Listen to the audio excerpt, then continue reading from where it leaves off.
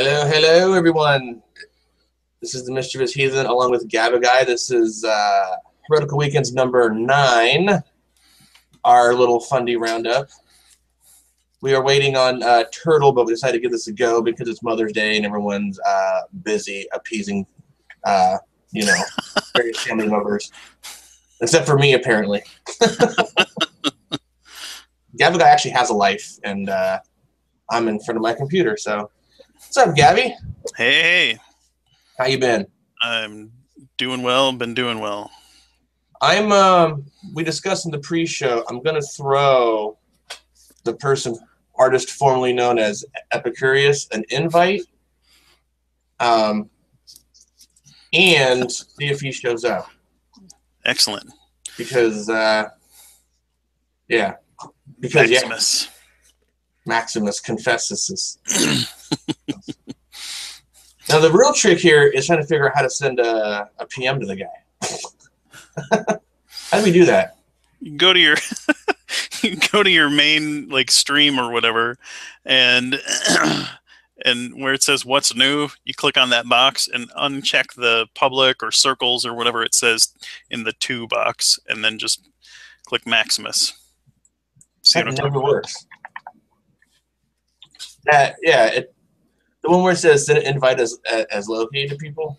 Well, you can do it. You can do it that way, but you can also send it just as a private message from your main page or your stream or whatever, and then send copy the URL from the Hangout here. I have wait,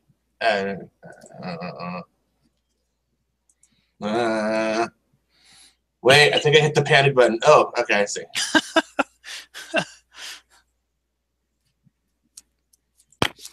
Don't panic.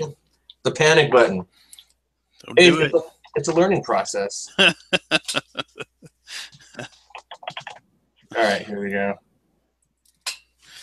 So we decided to do a Fundie weekend review because I saw an interesting interaction between you and jumping into Vekl's room, which I don't know if you're a masochist per se, or I don't know what's wrong with you, but you seem to like to jump in there, and I don't have any fundies. I guess I'm not following any of them, so because I feel I get dumber when I see people like Vekl and G-Man, and then I'll get caught up in just impersonating them, and so I won't even hear the topic after that. Yeah. But, well, and this, just for a point of correction, small thing is, it was Jonny KZJ, his hangout, not Vekl's hangout, but Vekl was there. The koala bear dude. Yeah, right. Yeah, that isn't. They said that he's like a German dude or something, right? Yeah, I think he lives in Germany and probably learned English while he was in Germany. But from what I gather, I think he was originally born somewhere in the Middle East, like Iran. I want to say Iran, but I could be wrong. All right, so what I'm going to do is, if you don't mind, or actually, hopefully Skylar Fiction doesn't mind. Hi, Skylar, thank you. But I'm going to use your clip from YouTube. Do you mind if I play a little bit of that so everyone knows what you're talking about or what we're talking about? Yeah, that's fine. I don't mind at all. I don't want you to start punching the screen or anything. So. If I was able to maintain control while I was in the Hangout, I think I should be okay here now. Oh, wait. Okay. God calls you to commit violent acts in the Battle of Armageddon. Are you willing to do that? First of all, what a loaded question that is. It sure enough is. It's a loaded question. Run. Define violence. Define it. Killing people. Okay, so wait a minute. So war is wrong? So war is immoral? Duh. Defending my family is immoral? I'm asking you. Right. Is defending my family immoral? Yes or no? Does your Bible indicate there will be a time for you? Is defending my family immoral? Can you answer that question instead of debating it? Freak out. Well, he did ask the question first. So.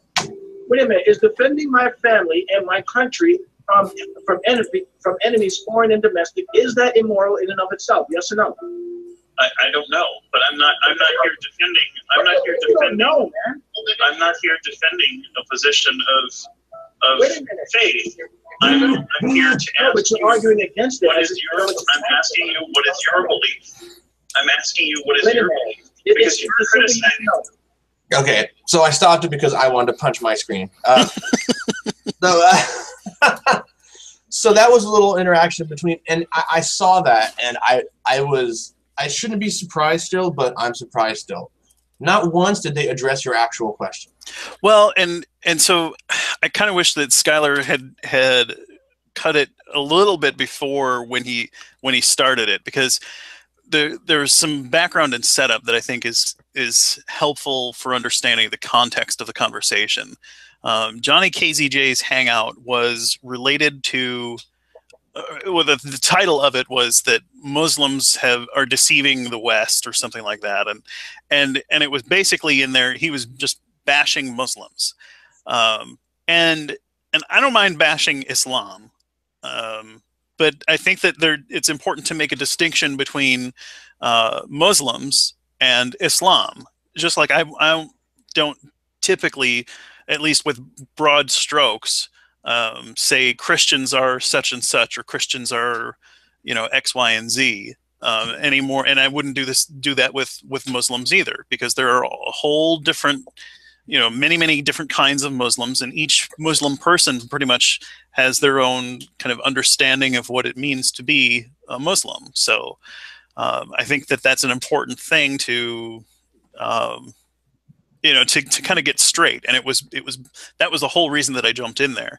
And then they were saying, well, Islam is dangerous because, in the Quran, there's so much that advocates for violence against people, and it's a violent religion.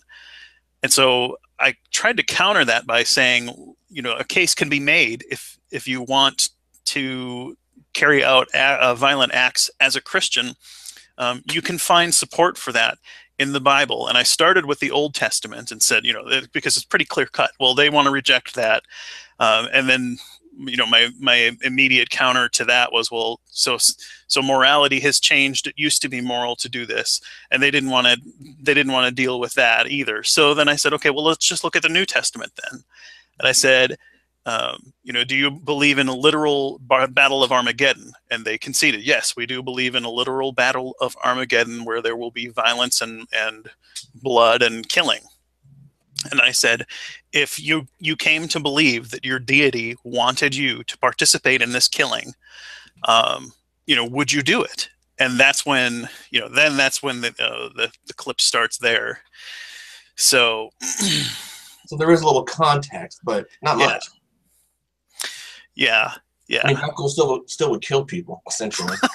Yeah, and to make the comparison between, a defensive act when some violence is being carried out against you or people that you love and care about, innocent people, that's a different thing than thinking that you are being commanded by your deity. And it works, if I was a Muslim and Vekl was saying, well, your holy book supports the use of violence, and I said, well, are you telling me you wouldn't support the defense of your family? You wouldn't kill a person that was trying to kill or rape your wife and kids? I mean, it's a disingenuous response, and not comparing apples to apples. Yeah, no, I get it too. To me, I saw it and it looked like a complete dodge. Like as you say, there's a difference between aggression or offense and defense, I guess would be the easiest way to put it. Right. I think that they won't admit to it, or maybe they would. I don't know, but if they felt they were commanded by their deity, they'd be out there with a machine gun and a machete. If they thought their deity said kill everyone in a striped shirt, they'd be out there right now. Or, yeah. Well, and then the scary thing is, they'll most of these guys in this particular hangout were saying, well, we would need to hear directly from our God. Well, the question then would be, well, how do you know that what you're hearing or perceiving is actually your God? And we didn't get into that because we never got past that initial question. Right. But and then the other thing is, well, if that's true, then why do you believe, secondhand accounts of what a deity told Moses or a deity told Paul or, any of these other players? You're taking the word from another person that they heard from a god. But in this case, and I'm glad that if this is the case, you wouldn't take it from another person to say that the Battle of Armageddon had started and whatever. So there's some at least tension in their standards there, and I think some double standards there when it comes to one or the other. But how do they believe? Okay, they said they would need actual verbal communication from their god, or because wouldn't they just know if it was their god? Like, couldn't he couldn't reveal it in a way that they know to be certain? Yeah. Well, I mean? Why would they second guess that, but not everything else that happened in their life? Like, you know what I mean? Yeah. Right. Every other communication they would have with their deity, they don't question because it falls into whatever they believe in. But they hear a voice in their head that says, "Hey, go kill everyone in a sleeveless shirt," and they're just like, "Oh, fuck that." Well, if that's true, I'm glad it's true that they wouldn't take that. But it's hard to know, and I think that the idea that is even possible, that they could, just by having this firm conviction that it was true that they were hearing from a deity, I think that gives a lot of people who are not mentally stable license to go and carry out stupid stuff like this. If we rejected that idea of a deity giving one person a message, and that no one else had to provide independent confirmation of what was going on, I think we might be better off, because somebody who was like, oh my God, I've got voices in my head. It's God, and it's telling me I need to drown all my children because they're filled with demons or something like that. Yeah, exactly. And that's happened. If they would have instead of like taking that to heart and saying, I believe it's got to be true, and so I have to follow through with it, to ask other people to say, do you hear this? Are you getting this message? Am I sane? Because that's a good way to provide checks and balances for crazy baloney. Yeah, I used to on my Google Plus feed, and I hadn't done it in a while, but I used to repost things and under the title "Take That Jesus" and be like, take that Jesus #1 through whatever. And I used to repost things that well, that are generally could be viewed as, either they're either fucked up things that religious people or Christians have done specifically, or really cool shit that happened in science, involving like evolution or that kind of thing.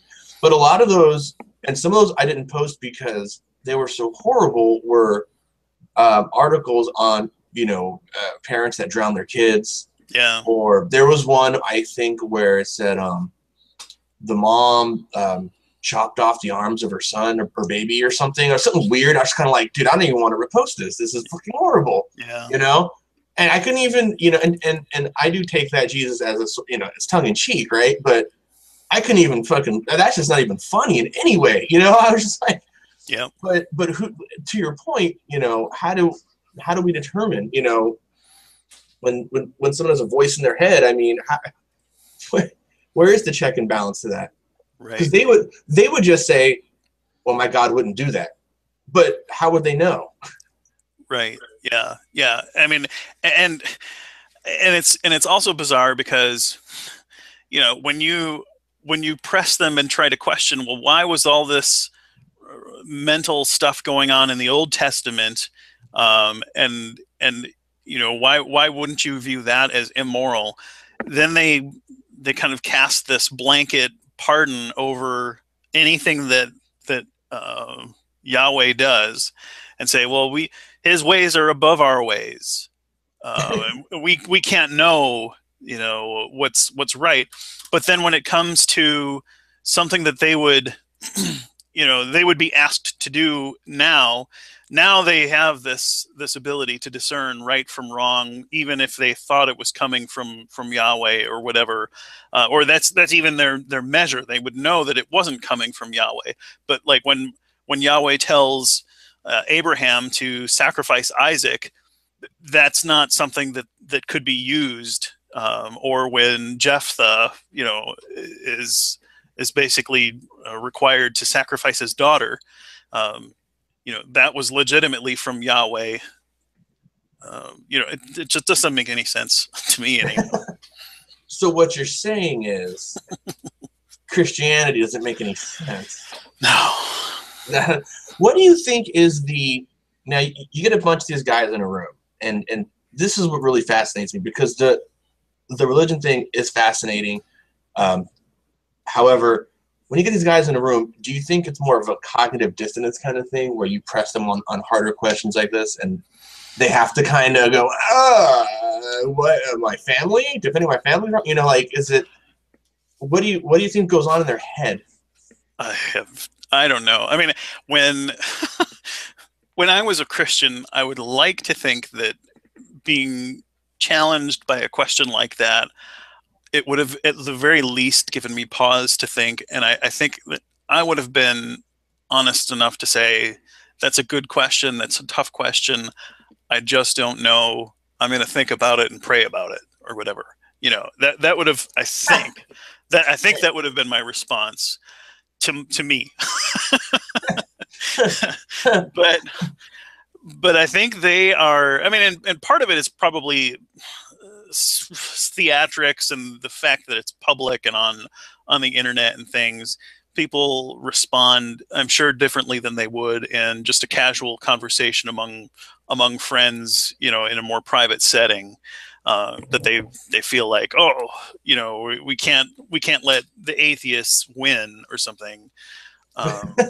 So they're going to say, and that's why I think in a lot of cases we get these completely bizarre and outrageous responses that really just don't make any sense at all. And you can clearly hear in Vekl that he's he's thrown off and having a really emotional response to this line of inquiry there. I find it scarier when guys like these. I mean, this doesn't sound horrible to say, but it actually kind of worries me when I find out they have kids and family. You know what I mean? And I honestly don't mean that to be insulting, but I had this theory like years ago where I said, you know what, we're about 3 generations off from being secular. You know what I mean? Being a secular nation. Because I had this theory in my head when I was in college that when all the old white Republican Christians die from like the Senate and like in the government, all the contemporary, all the kids in college, who everyone that I interacted with in college generally wasn't religious, and so I thought, okay, cool, we just these guys will filter out, and that hasn't happened yet, and that scares me. I saw this video. There's a guy, I don't remember his name. I want to say it's like Ted the Atheist or something. And he has his little camcorder, and he shows interactions with him. And one of them was a group of Black Israelites. Speaking of Vekl, Black Israelites, and they were like in the city, and they looked like they were dressed out of the Flintstones. Like they had no, I'm not even joking. They had like you know how Fred Flintstone had that big just one piece, like a muumuu? Yeah. It was almost like dashikis in a way, but like they looked like they made them in their basement. And they stand on the street and they just like yell at people. Like just yell at people. And he said he doesn't recommend anyone do this, but he, I think, is like 6'2" and was like in the military, and you can tell. And he's into martial arts and stuff, so like nobody really tries to get physical with him. And it just, I get nervous because I just go, I thought this stuff would have been filtered out by now, you know? Yeah. And it just hasn't. So, anyway, are you pretty much covered in that, from that hangout? I mean, were you? Well, there was one other thing that I did want to mention, and that was Jonny KZJ's response a little bit later on in the video, and I don't know if you want to play the clip or not, but he goes absolutely nuts just talking about violence, and he gets to the point where he's worked up and sounds really excited in a very frightening way about the prospect of taking revenge on people that, you know, are I guess enemies of the U.S. or enemies of whatever. He also has a really strange kind of idealized notion of the United States, even though he's not a U.S. citizen and really doesn't have, it's weird. Is it on that same video, that Skylar Fiction? Yeah. Yeah, it's probably about midway through. Okay, hold on a second. Let me get my screen share on. And quite frankly, it scares me when a German guy starts screaming about this stuff. Like, yeah, let's go kill some peeps. Yeah, no, and he seriously sounds like a crazy Hitler person. Right, right, that's what I'm saying. Yeah, yeah. All right, hold on a second. Can you see it? Yeah, yeah. Just go till you kind of midway until there. Yeah, that's probably good. With that being said, the government of the United States has the right to do gotcha to those who try to attack them. Shit. Right? You're saying USA is always Does right? the American government not have the right to do The American government is Does it have the right to do that or not? Well, I don't know what that is. That means to slaughter or bullet fire. And not. Yeah, I would disagree with much of the U.S. foreign policy. Now, how can you disagree? What is your basis? Did the aliens come and tell you that is wrong? Yeah, that's probably good enough. But yeah. What do you even do with that? I don't. Yeah, that's you know, that whole mentality. And if there was a bad guy in the United States who carried out violence, and we have this happen, we don't go and attack their whole town. We don't go and blow up their house with their family in it. We don't stone them. We give them a trial.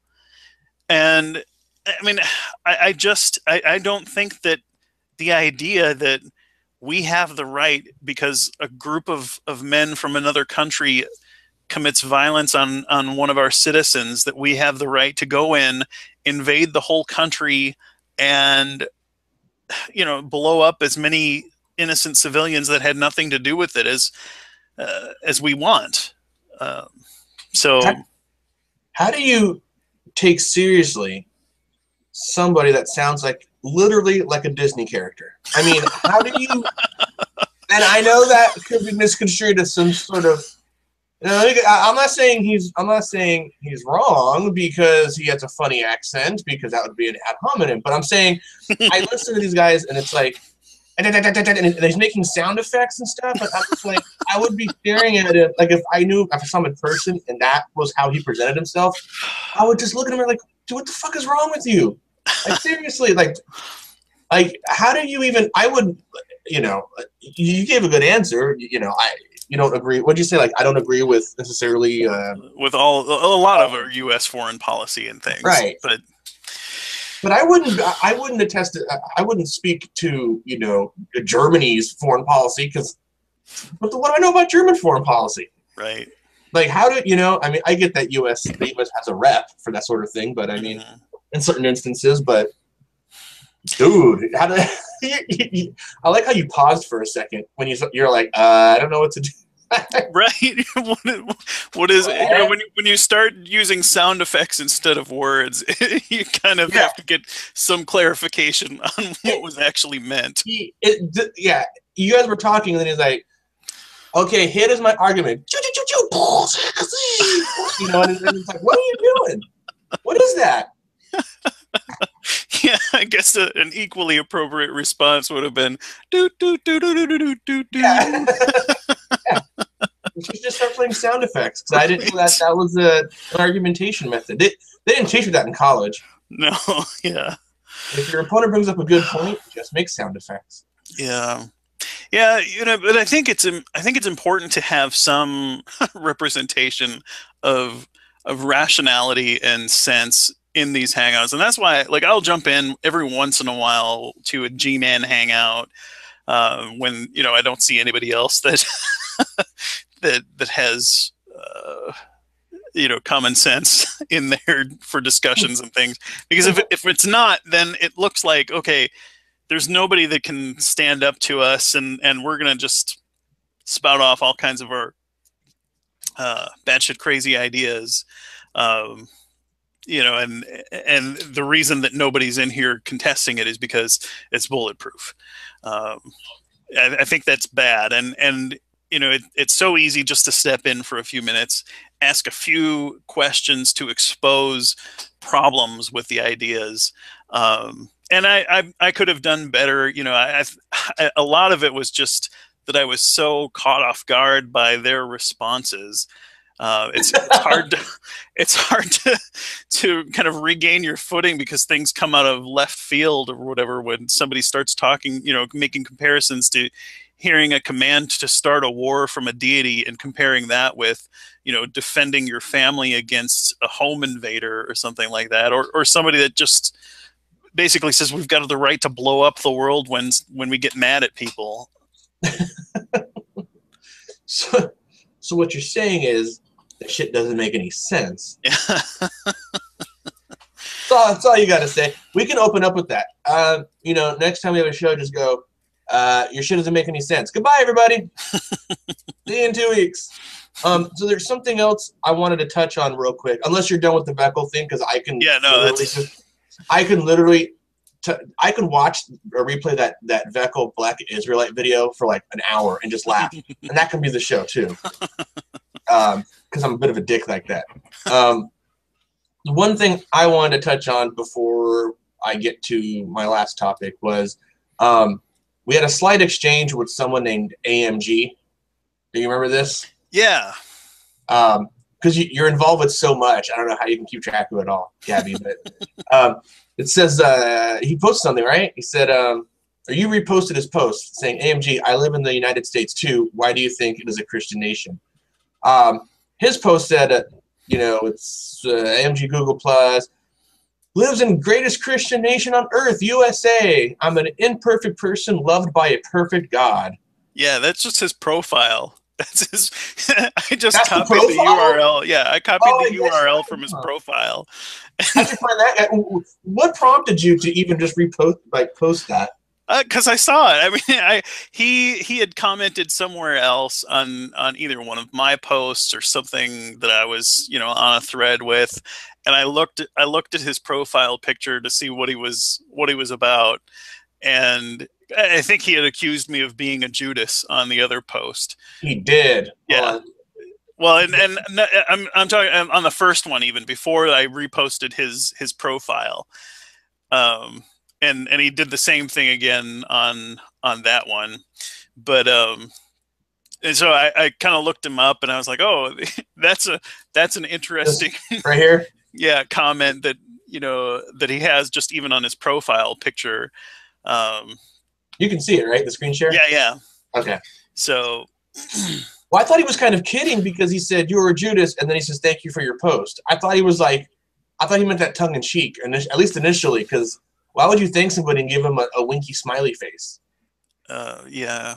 I've had all of 3 interactions with him, and 2 of them are on that thread there. Oh, gotcha. So but I saw Trey jump in, and there's always a kind of Trey for a second. So I made a comment, and then Trey came in, and which could only mean 2 things. I thought, 1, that soon Fox would be in here to argue with him, and 2, there'll be some bullshit spewing out of Trey Jadlow. So. And then, he made his comment, the entire West has been formed by the Christian meta-narrative. You know that, right? Now, this is typical Trey, right? He never actually says, he rarely says a statement. He always does some sort of like rhetorical question kind of thing. Uh-huh. Like you see, like even this is the next one. You are studying, do you not realize when you study the history of the West, you are studying the history of Christianity? Like, he never actually just says it. He always says, you realize that, right? Do you agree? Like, he always ends it with, like, a question. And the fact that he just said meta-narrative made me laugh. That's why I posted, bah, ha, ha, meta-narrative. I love the Trey Jadlow dictionary. He always pulls some stuff out of his ass to make us laugh. But more to the point, I hear this a lot, but it mostly is on Fox News. So screw Trey Jadlow for a second because he can't come on because he's working. But do you run across that a lot? Because you interact with these guys a lot more than I do.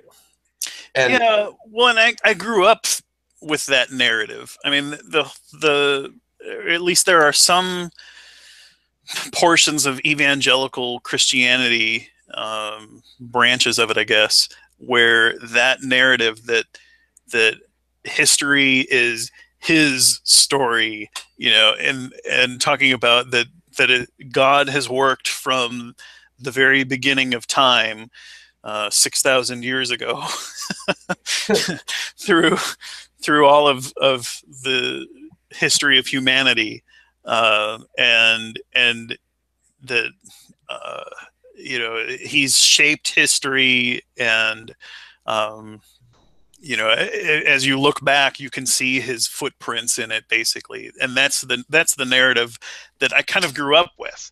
The fuck does that even? What the hell? Really, this is new to you, huh? God worked all this time to get a black guy in office in the U.S. Yeah, well, when it's when there are problems with the story that don't quite fit, you can explain it away by saying, well, mankind is sinful and God allows for bad stuff to happen sometimes. Yeah, but what can't you not explain away? I mean, yeah, no, you can explain it all away. I had an interaction with somebody, and she gave the whole God gives you the choice to choose to believe in Him or not, blah blah blah blah blah, and I started typing something out, about like how the at least the Christian God as described in the Bible with all the omni abilities, all his superpowers, to me at least, kind of contradict the whole notion of free will. But then I said, I started sounding like Sextus, that Sextus guy in Paris or whatever that guy's name is.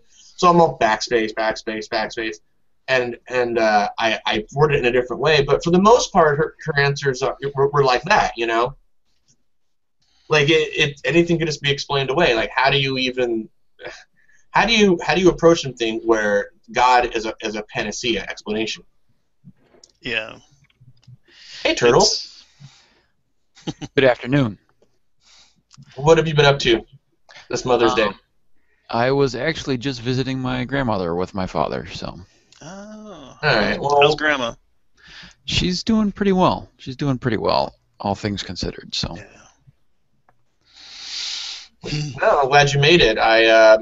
You missed a lot of stuff, and we made fun of Vekl for a little bit, and Jonny KZJ. How much did I miss here? How much did he miss? About 20 minutes? 30. We started it around 1 o'clock Central Time here. Okay. So, yeah, I don't know. I've got some stuff that I have to get to this afternoon with in-laws. So. Yeah, we're gonna have a short one. I think we're gonna probably end in about a half hour. Well, is that safe? Keep it an hour. Yeah, that's good. Okay. Good for me, anyhow. You're all. And if you guys want to continue on after when I have to leave or whatever, that's fine too. But pulling a fox in the know on us. Yeah. I gotta go watch Paul Dark. So the last thing I had was, I invited him on.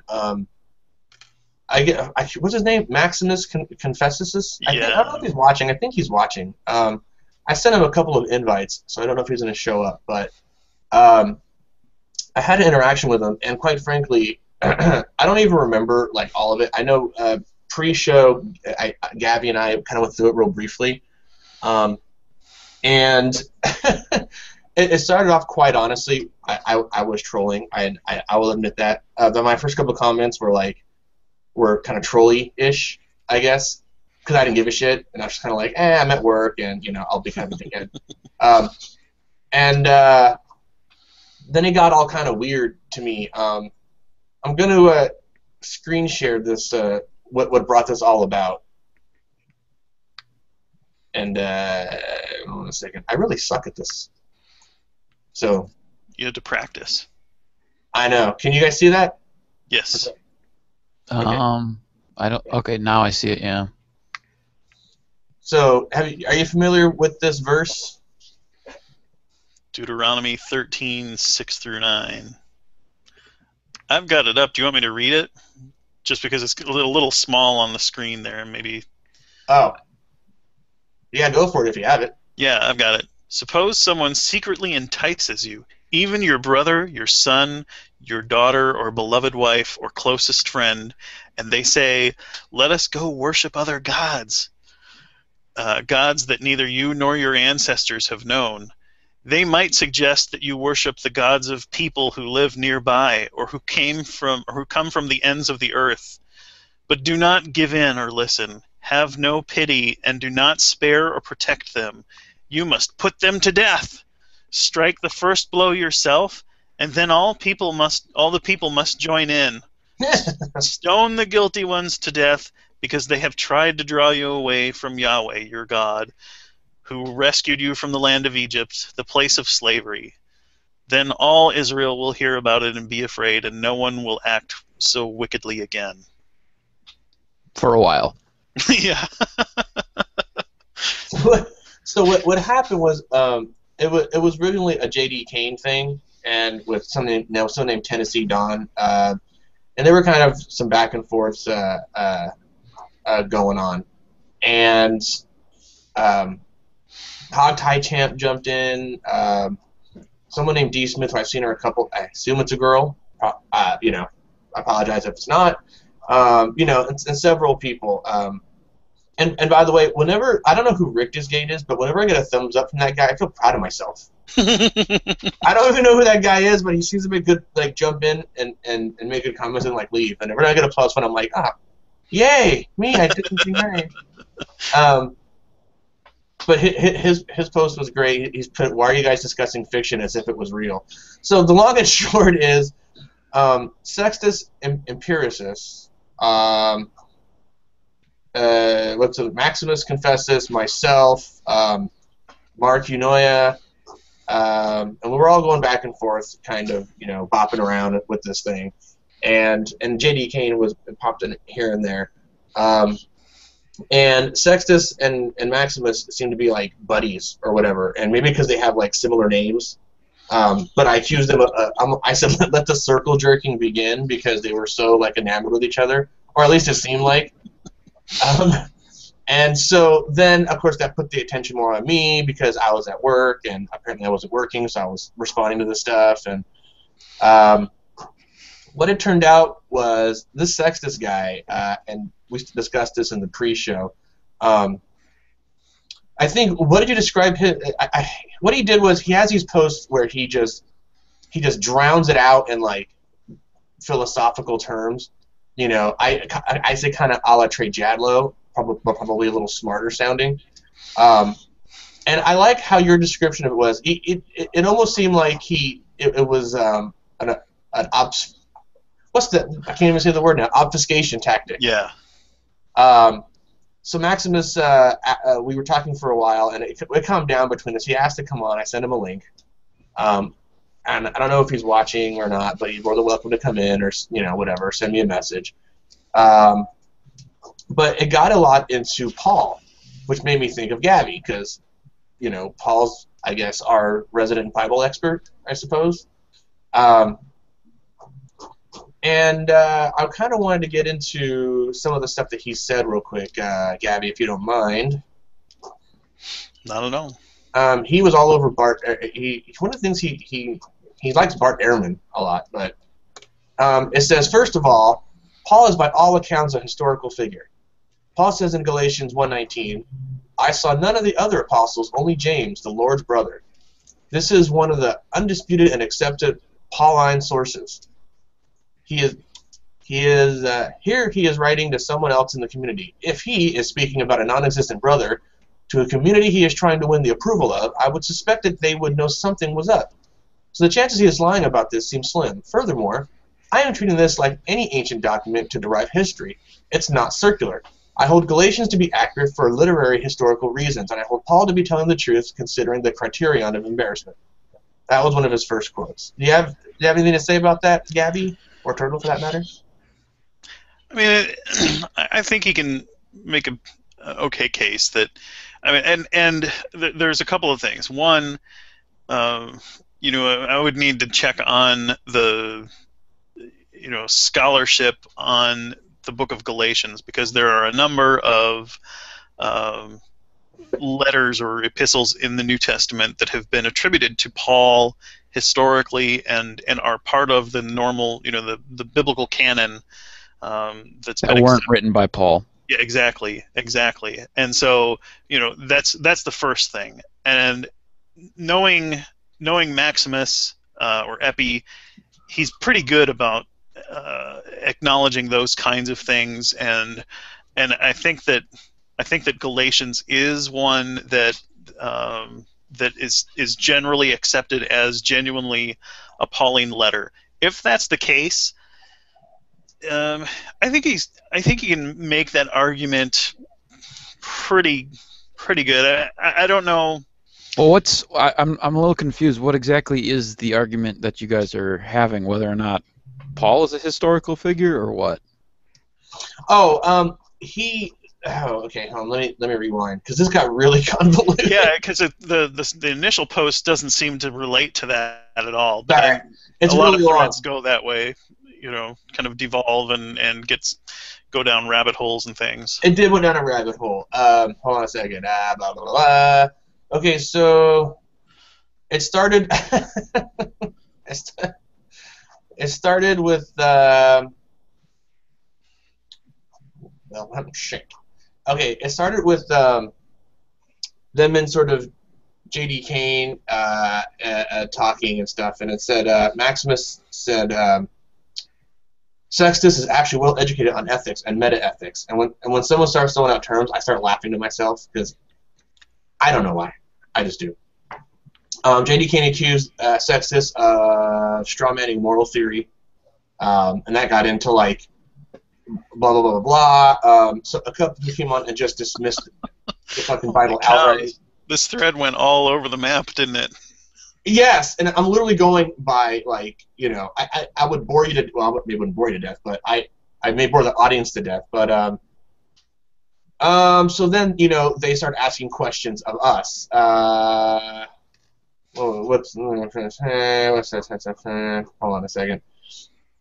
So Sextus says, I'm a moral anti-realist, typical of the non-cognitive variety. And I'm like, shut the fuck up, you pretentious asshole. You know, I'm skeptical of the cognitive nature of moral subjectivism, but have no explicit issue with it. That's like his opening line. You know what I mean? And I'm just like, yeah.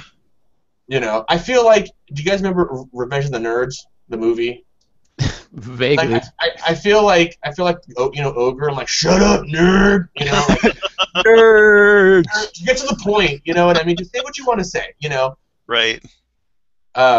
This isn't okay.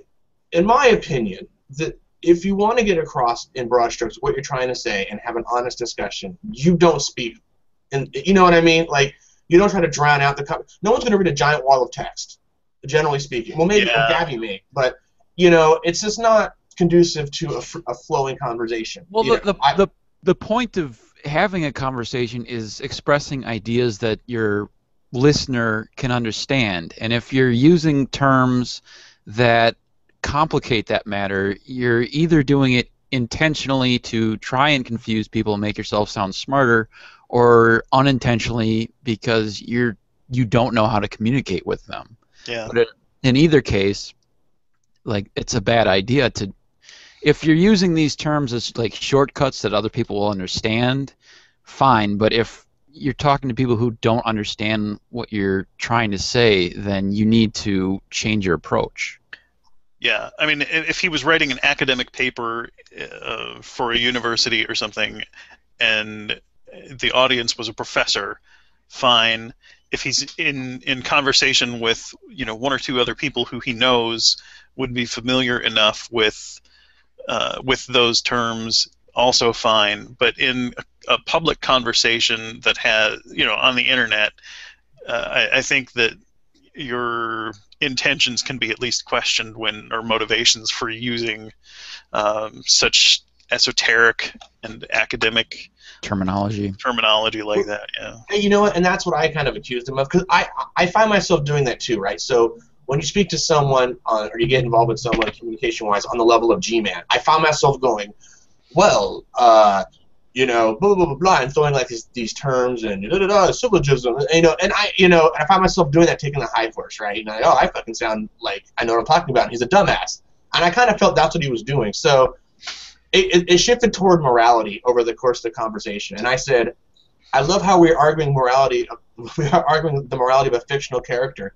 I had the same discussion about Darth Vader once, and then so that I guess I kind of pissed him off a little bit, and then I said, ooh, let's talk about Voldemort next. And of course, Mark jumped on, and he's like, oh, you can't say his name, you know. And so we were having a little fun with it, blah blah blah.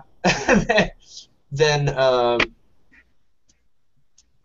they kind of dogged on me because they thought, you know, oh, he thought you were a Christian, you're not, so he can't read. And it's like, I don't even know the fucking guy. How would I know if he's a Christian or not, you know? But so the first time I've heard of him.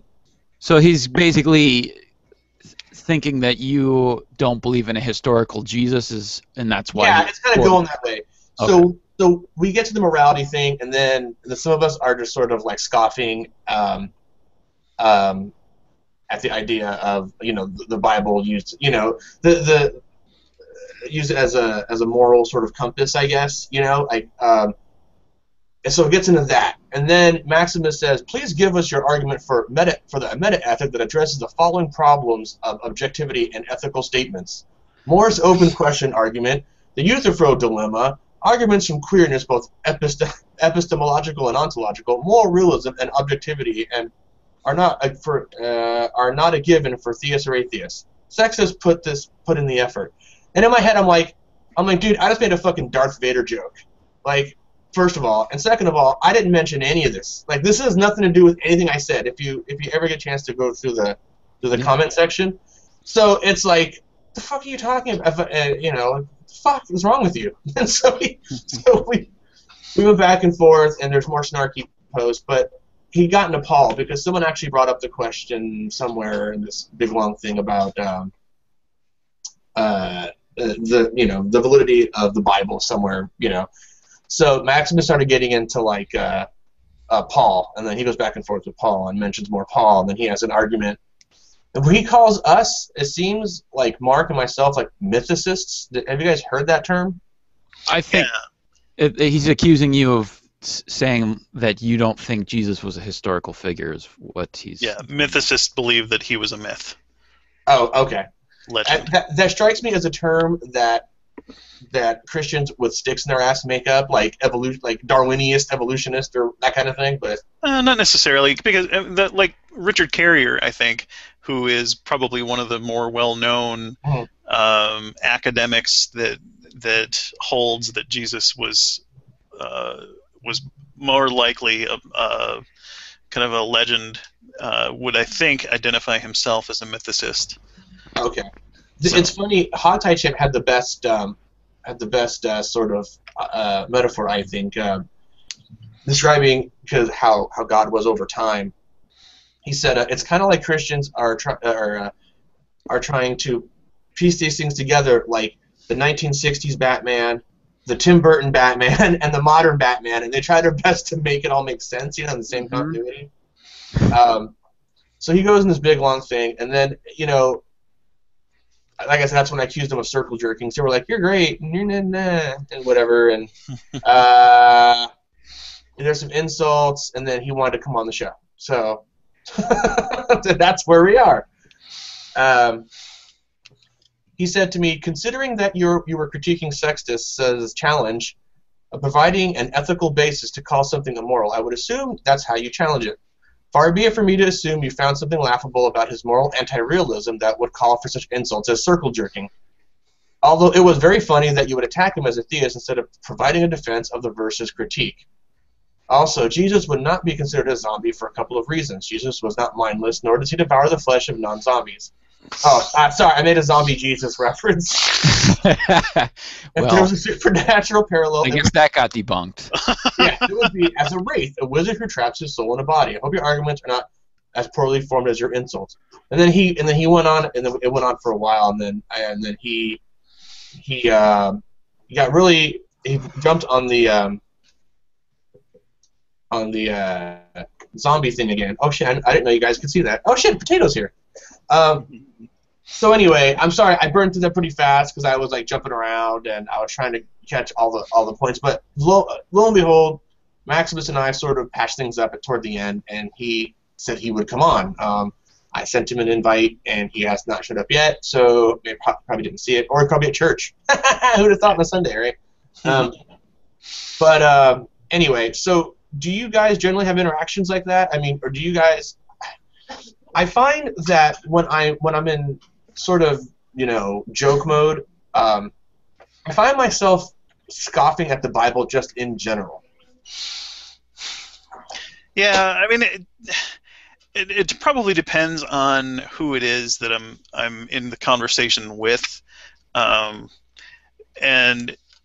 Epi, I have a lot of respect for him just for the fact that he really has done a lot of study, and I think that he is a lot more genuine as far as his interest in kind of the academic and more objective side of things. So he acknowledges that the Bible is not inerrant, that there are problems with the text, there are problems from a historical perspective, but he's still a Christian and still holds that the overarching narrative and gospel message is still intact and valid. I can respect that. I disagree, and I think there are good reasons that we shouldn't find that compelling, but I can hold a respectful conversation with him, and so if I was in an exchange with Epi, my tone and tact would probably be different than with Jonny KZJ or Vekl or G-Man. Yeah, I think so too. I didn't know he was Epi. I've seen him in a lot of hangouts. He seemed like a nice guy. In this instance, when I first ran across him, we did not hit it off, I don't think. I think he viewed me as, just another smart-ass guy on the internet. I viewed him as a pompous Christian, and so I think we just sort of clashed. But I think over time we were just kind of like, you're not as big as assholes, I think, and vice versa. And so he was like, yeah, you want to come on the show, kind of thing. He's like, yeah, sure, And I've seen him. I've seen him on various things. I don't have anything against the guy. Sure. Again, I was more. What gets me is when people attempt to come across like they're better than the other person. You know what I mean? And it's kind of like it. Do you guys know what I'm talking? Okay. Do you guys have IT departments? Yes. At your work? Okay. I don't, but... Okay. IT departments are notorious for making you feel like an idiot if you don't know what you're doing, right? Like, you call them up, they're like, well, if you're trying to, get into the, that's kind of how it was like, go into the directory, hit / semicolon, And that's kind of how it was. It's like, and I'm like, dude, you're, I'm going to, at the time I was at work, so I probably wasn't the best state of mind anyway, but to me, that, especially because that thread, that comment that was directed at Matt Bell, I didn't feel the need to be particularly intellectual anyway, so sure. I probably didn't give the best impression. But he's more than welcome to come in. Like I said, I sent him invites. I'll try again, but I know we're going to close up shop soon. Yeah. Well, and to Maximus or Epi's credit, like he saw that Skylar Fiction video and made some comments defending Vekl at least a little bit because of the lack of context, like we had talked about at the beginning there. He thought that I just was asking, would you commit violence of any kind, and that based on my definition that violence meant killing someone or harming other people, that Vekl's response was appropriate, but I gave him more context to it in another hangout, and he went back to the thread where he had left the comment kind of in defense of Vekl, and retracted his defense and said no, he was definitely it was a straw man and kind of irrelevant to the topic and the context. So since we're on the subject of, and I don't mean to jump back in time to before when I was here, but I did want to make a comment about that video, the Muslim video. Yeah. And about Vekl kind of steering the ship in a different direction once you brought up that question. And like the confusing thing to me, I don't know if it's confusing, but the thing that I question is whether or not something like that is intentional, because the entire point of your question was to kind of draw this comparison between the Islam and Christianity in that there's this, they both get their morality from this authority figure, and so but Vekl just changes it into a thing where it's like, oh, so war is bad, defending your family is bad, and I'm genuinely confused as to whether or not that is how his brain works, or if he's intentionally redirecting the because it's a problem for him, and I honestly don't know. The problem with that reasoning is that you assume he has a brain. Assuming he has a brain. But and I did write. I wrote down something when I was listening to the video, and if you guys don't mind me just kind of reading my thoughts on it, I wrote, the underlying issue is that both Christianity and Islam get their morality from an authority. Christians who claim to get their moral authority from God seem unable to recognize they're in no position to criticize a Muslim who makes the same claim. If you have two people who work in a factory that makes gears, and one of those people gets instructions on how to make gears from, let's say, Jane, and she says you need round gears with 8 teeth, and the other gets instructions from Bob, and he says you need square gears with 12 teeth, one worker will complain that the other is doing it wrong simply because it does not align with what they were told. Bob says you need 12 teeth, and your gears have 8. Therefore, you are wrong. And the instructions from Jane, are the instructions from Jane correct or from Bob? If you're getting your morality from just an authority, how do you tell? You need to be able to step outside of that instruction set and determine which is right based on something other than your own instruction set, essentially. Right. Yeah, and it's so hard. That's what's so hard to try to get fundamentalists, especially, it seems like, to step out beyond their perspective and see, realize and view it from kind of a more objective vantage point. That faith Bible study that I've been participating in has it just feels like I'm running into that same brick wall. It's like, how do you not see it? Yeah. And then I was hoping to bring up. I've been at 2 more installments of it in the last 2 weeks, and I just wanted to make some brief mention before we close up. But Potato, did you have any comments about that video with Vekl? You didn't get a chance to jump in on that either. We started a little bit earlier than I think we were supposed to. Yeah. Well, you did very good job in there. You got a lot of reason. Yeah, and Well, what I don't understand is that why your question was so hard to answer. Vekl or Jonny could simply have said that because God is the moral standard, that therefore anything that God commands is morally obligatory or permissible.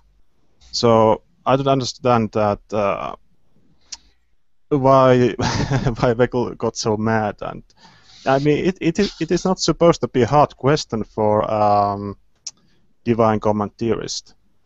If you ask them what you do X if God commands, well, whatever the X is, it is obviously yes. So it was a bit weird. I think the question just kind of puts right in their face the problem with their own views, is that what if God does tell you to do something that otherwise you would view as immoral?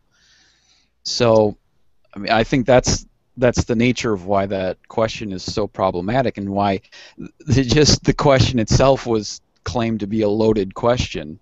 You know, right out of the gate, the very first thing they say after that question is put forward is, "Oh, that's a loaded question." Well, no, it's not. No, yeah. What's the? I wanted to ask, what was the assumption if it's a loaded question? I think it was an open question. If they wanted to discharge some assumption that was buried in it, or that I had smuggled in, you know, welcome to it. But well, especially because you set it up with another question: do you believe that this will literally happen? And right.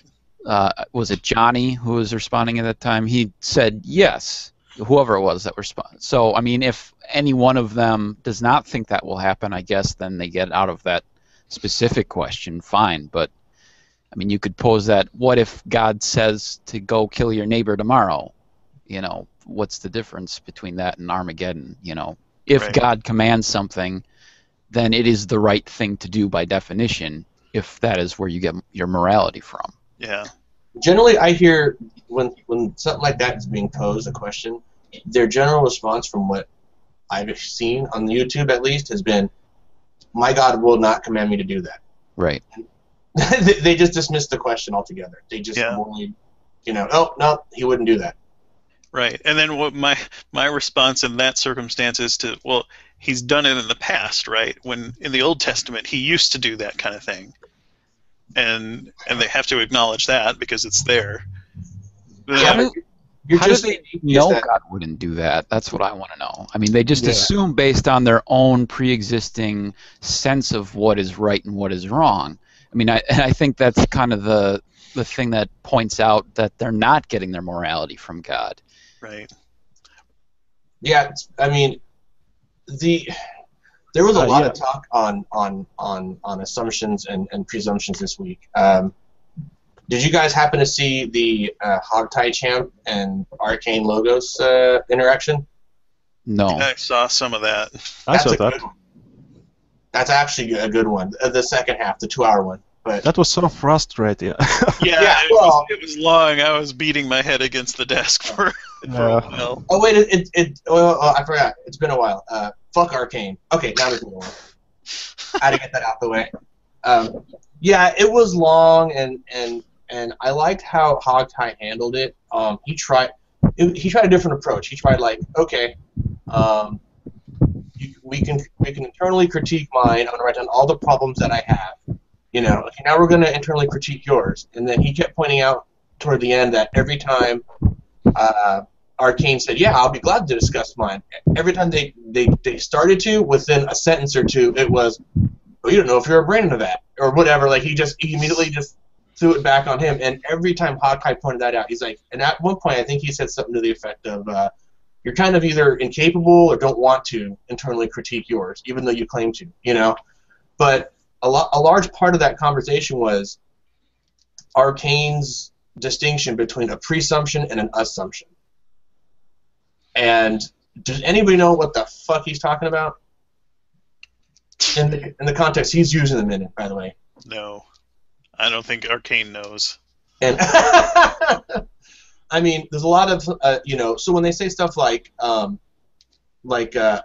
don't assume that I know what God's going to do, someone like him, I think would say, I would assume, would say, I have these presumptions that God is good and wouldn't do that. I don't know. I'm trying to figure it out in a context of what a Christian would say.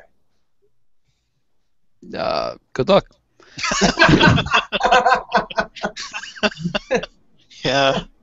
I'd ask Arcane. Anybody know? Help me out here. What you mean? What he would say is the difference between a presumption and an assumption? Well, because you said that they're just assuming what they think God would say or wouldn't. Oh, sure. But they don't know, right? Mm-hmm. So if a presumption is defined as at least one definition, an act or instance of taking something to be true or adopting a particular attitude towards something, especially at the start of a chain of argument or action. Yeah, I mean axiom or basic belief. Correct.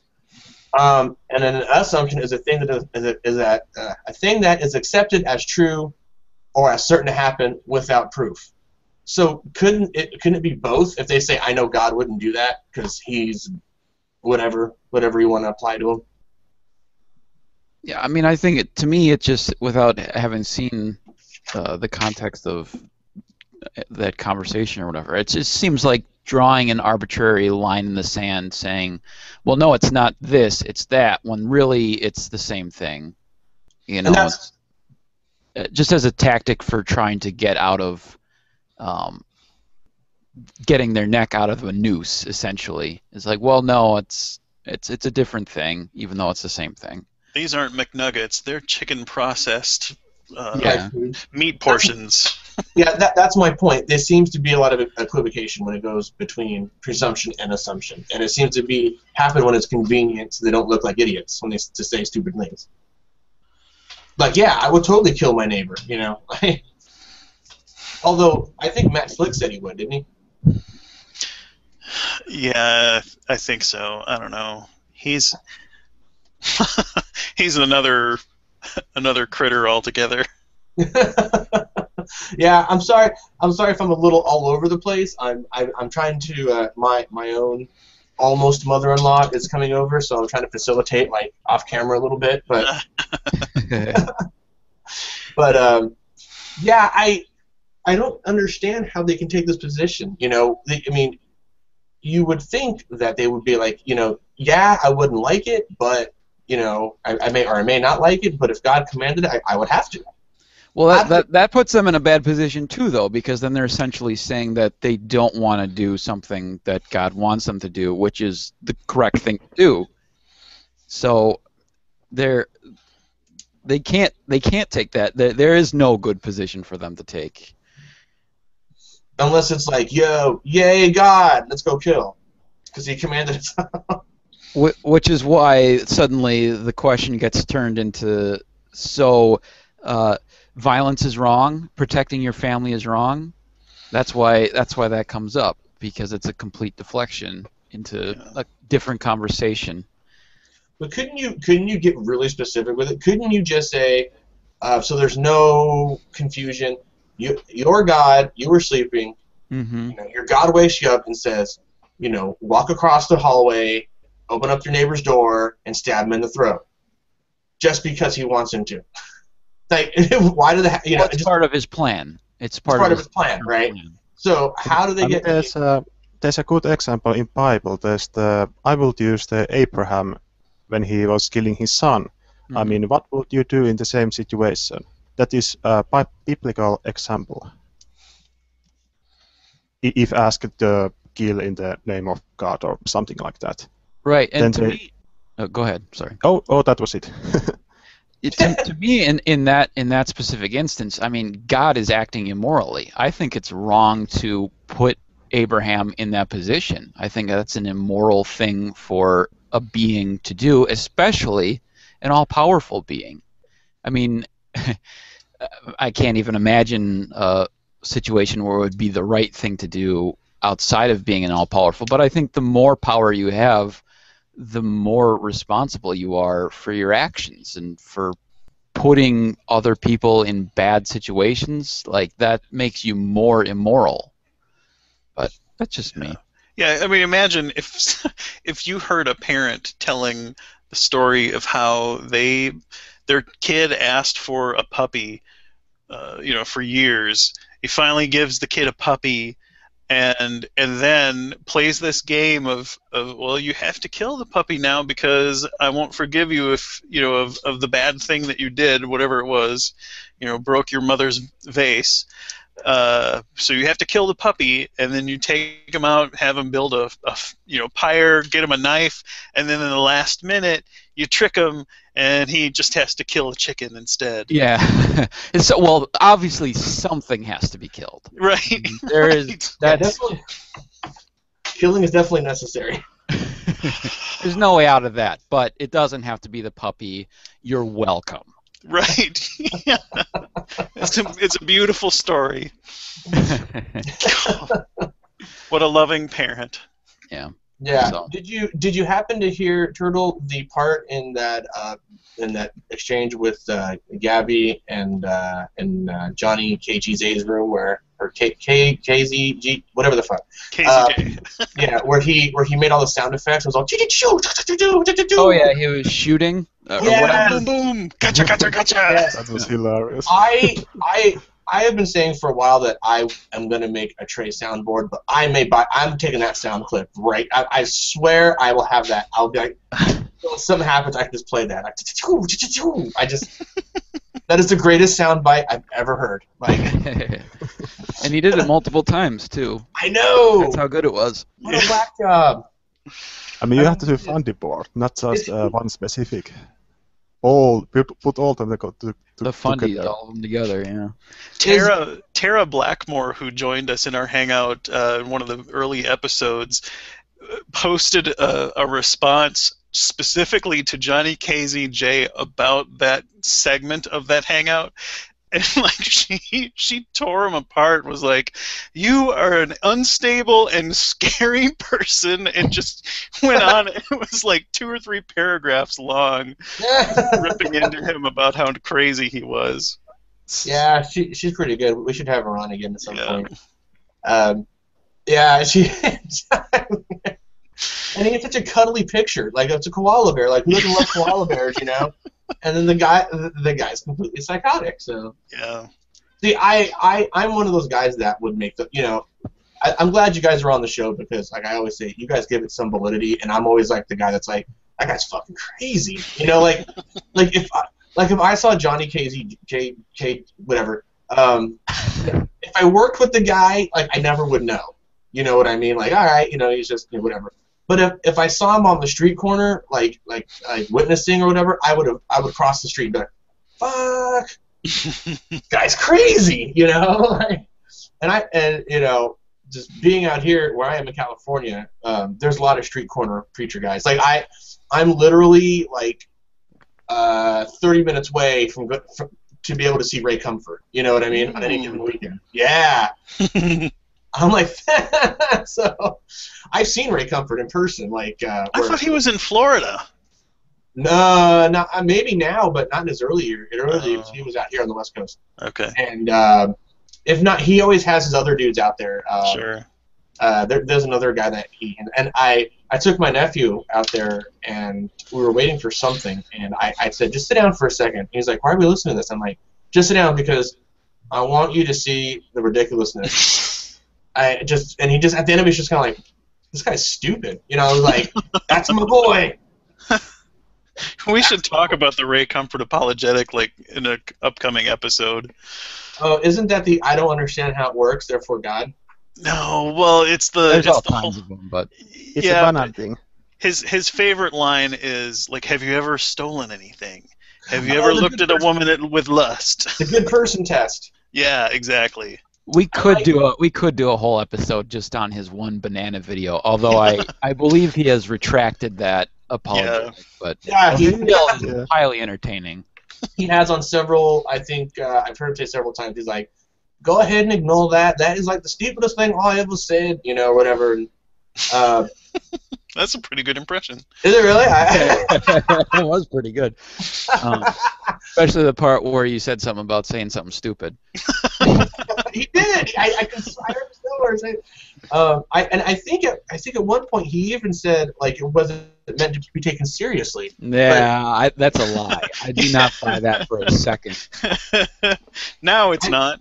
I just like Kirk Cameron, like yeah, you know. And I would never, like I said, I would never be. I don't want to be one like Poison the Well or whatever, or Ad Hom or whatever it is, but I just can't get my belief system from child actors. I just from the 80s. Like I just can't. You know what I mean? Like I still see what was his name? Like Mike Seaver from like Growing Pains. Like I can't. I can't take him seriously. Like there's something about. It doesn't help when they're trying to convince you with bananas either. That's not. Well, that could be also the case. I don't want to dismiss someone's opinion just because of their former career, but he doesn't really add anything to the situation. He just kind of sits there and nods, and just yes, God is so wonderful, and and I've seen some of their other promo like clips here and there where it's like, science says everything came from nothing, and it's just completely not even based in just complete misrepresentation. Shocking. Yeah, sorry, that end rant. End rant for me. Is there anything else you guys had? I mean, I could do a whole show on, I touched on Hogtie and Gabby, Hogtie and Arcane. I'm sorry. And Arcane was also in a Floyd hangout, which is another good one. And I would even argue that in the context of how Floyd was arguing, I think Floyd did better. Because... Yeah. Did you see that one? Yeah. Because that's how I would approach it, too, where he just was like, well, that's just your claim. Like, well, no. And he goes, no, that's just a claim. And just... and I think Arcane kind of ran out of steam. He just kind of kept recycling the same shit after a while. Have you ever seen the exchange that I had with Arcane? It was way back in my video archive. One of the very first people that I interacted with was Arcane Logos. Sorry. I believe I saw that, but it's yeah. But the tact that I took was to just make up a naturalistic means of knowing things with certainty. And I called it the transmigdala. I said it's a transdimensional substance in my brain that allows me to know things with certainty. Yeah. And he didn't know what to do with it, because now if I can know things with certainty and he can know things with certainty, here we are. And I told him, well, you're just making your thing up. And we sat there back and forth. Anybody can make stuff up and say that it gives them authority or credibility. Yeah. That's not how we determine whether or not you legitimately have authority or credibility. Yeah. So did you guys see? That's another tactic that's been used in the past, and that's kind of one of my favorite ones too. On the Atheist Experience, there's a clip where Russell Glasser and his wife are on. Yeah. I don't know if you saw that one, but she said, this is the one that I've used in the past, actually, when it first came about, where she said, I created the universe. I went back in time, I created the universe, and they got the guy to go, well, I want proof of that. I want evidence. And they're like, and that's the reason why we don't believe you.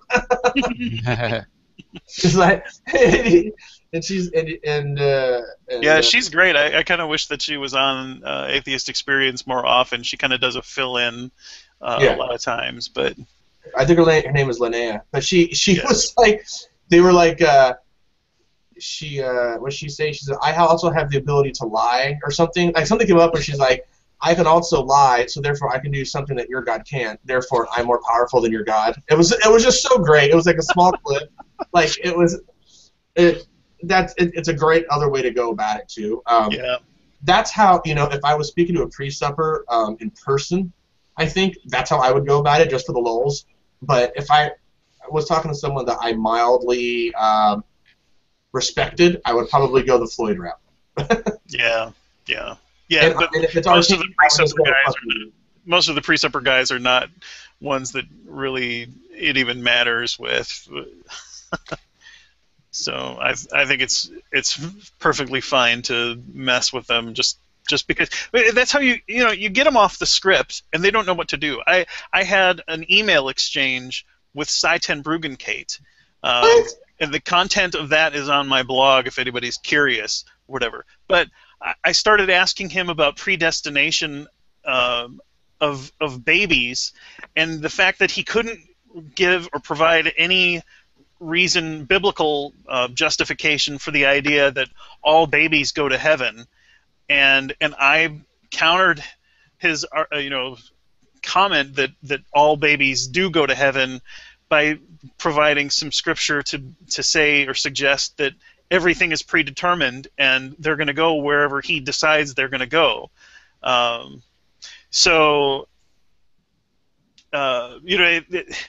It got him off the script, and he didn't know what to do. And eventually, he just shut down the whole discussion.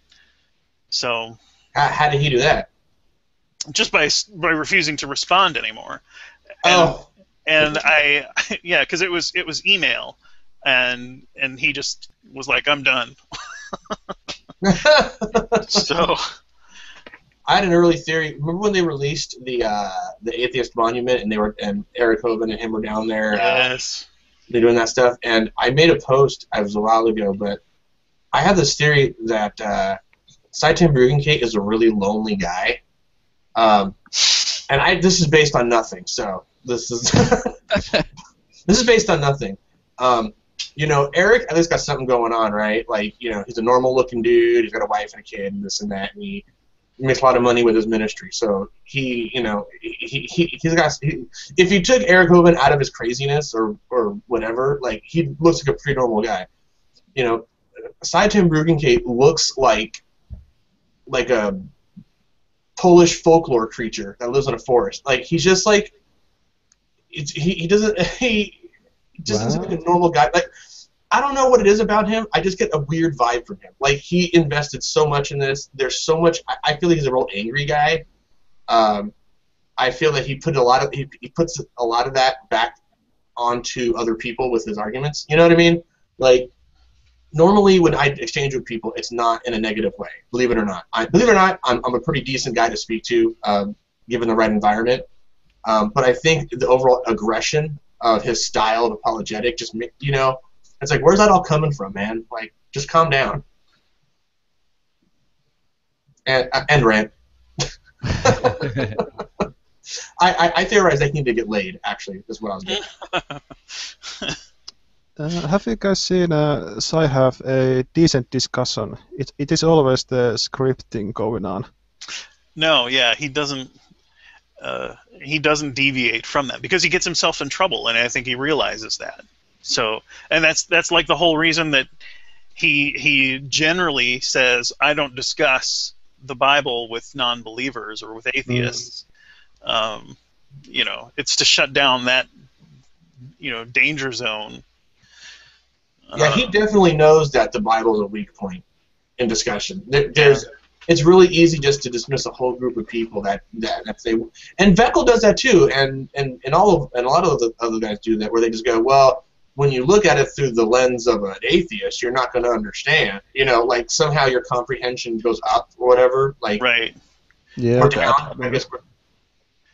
Yeah, I made a video earlier this week about a guy, Kevin Pembroke, who. Oh yeah. Who was taking that line with me. He was trying to say that the idea that Jesus saying, some of you who are standing here today will not taste death before I return in my glory, or he says the Son of Man, but he's referring to himself.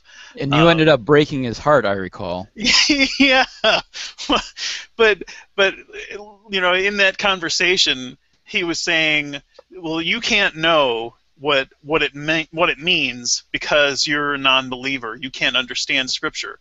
Well, Kevin, who supposedly can understand Scripture, was not able to articulate a justification or answer as to how it makes sense. He gave like 2 or 3 things, and I provided several reasons why his explanation was invalid. and he could not come back with anything. So that's his final, like, I guess, place to run to is, well, you just don't understand it because you're not able to. Right.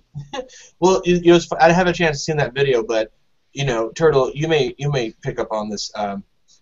How I know Gabby had a bad interaction with somebody and is kind of annoyed when he makes the video is because he does this sigh in the beginning, S-I-G-H, where he goes, so I had this interaction with Kevin Pembroke. Like he always he has like he's exasperated, like, okay.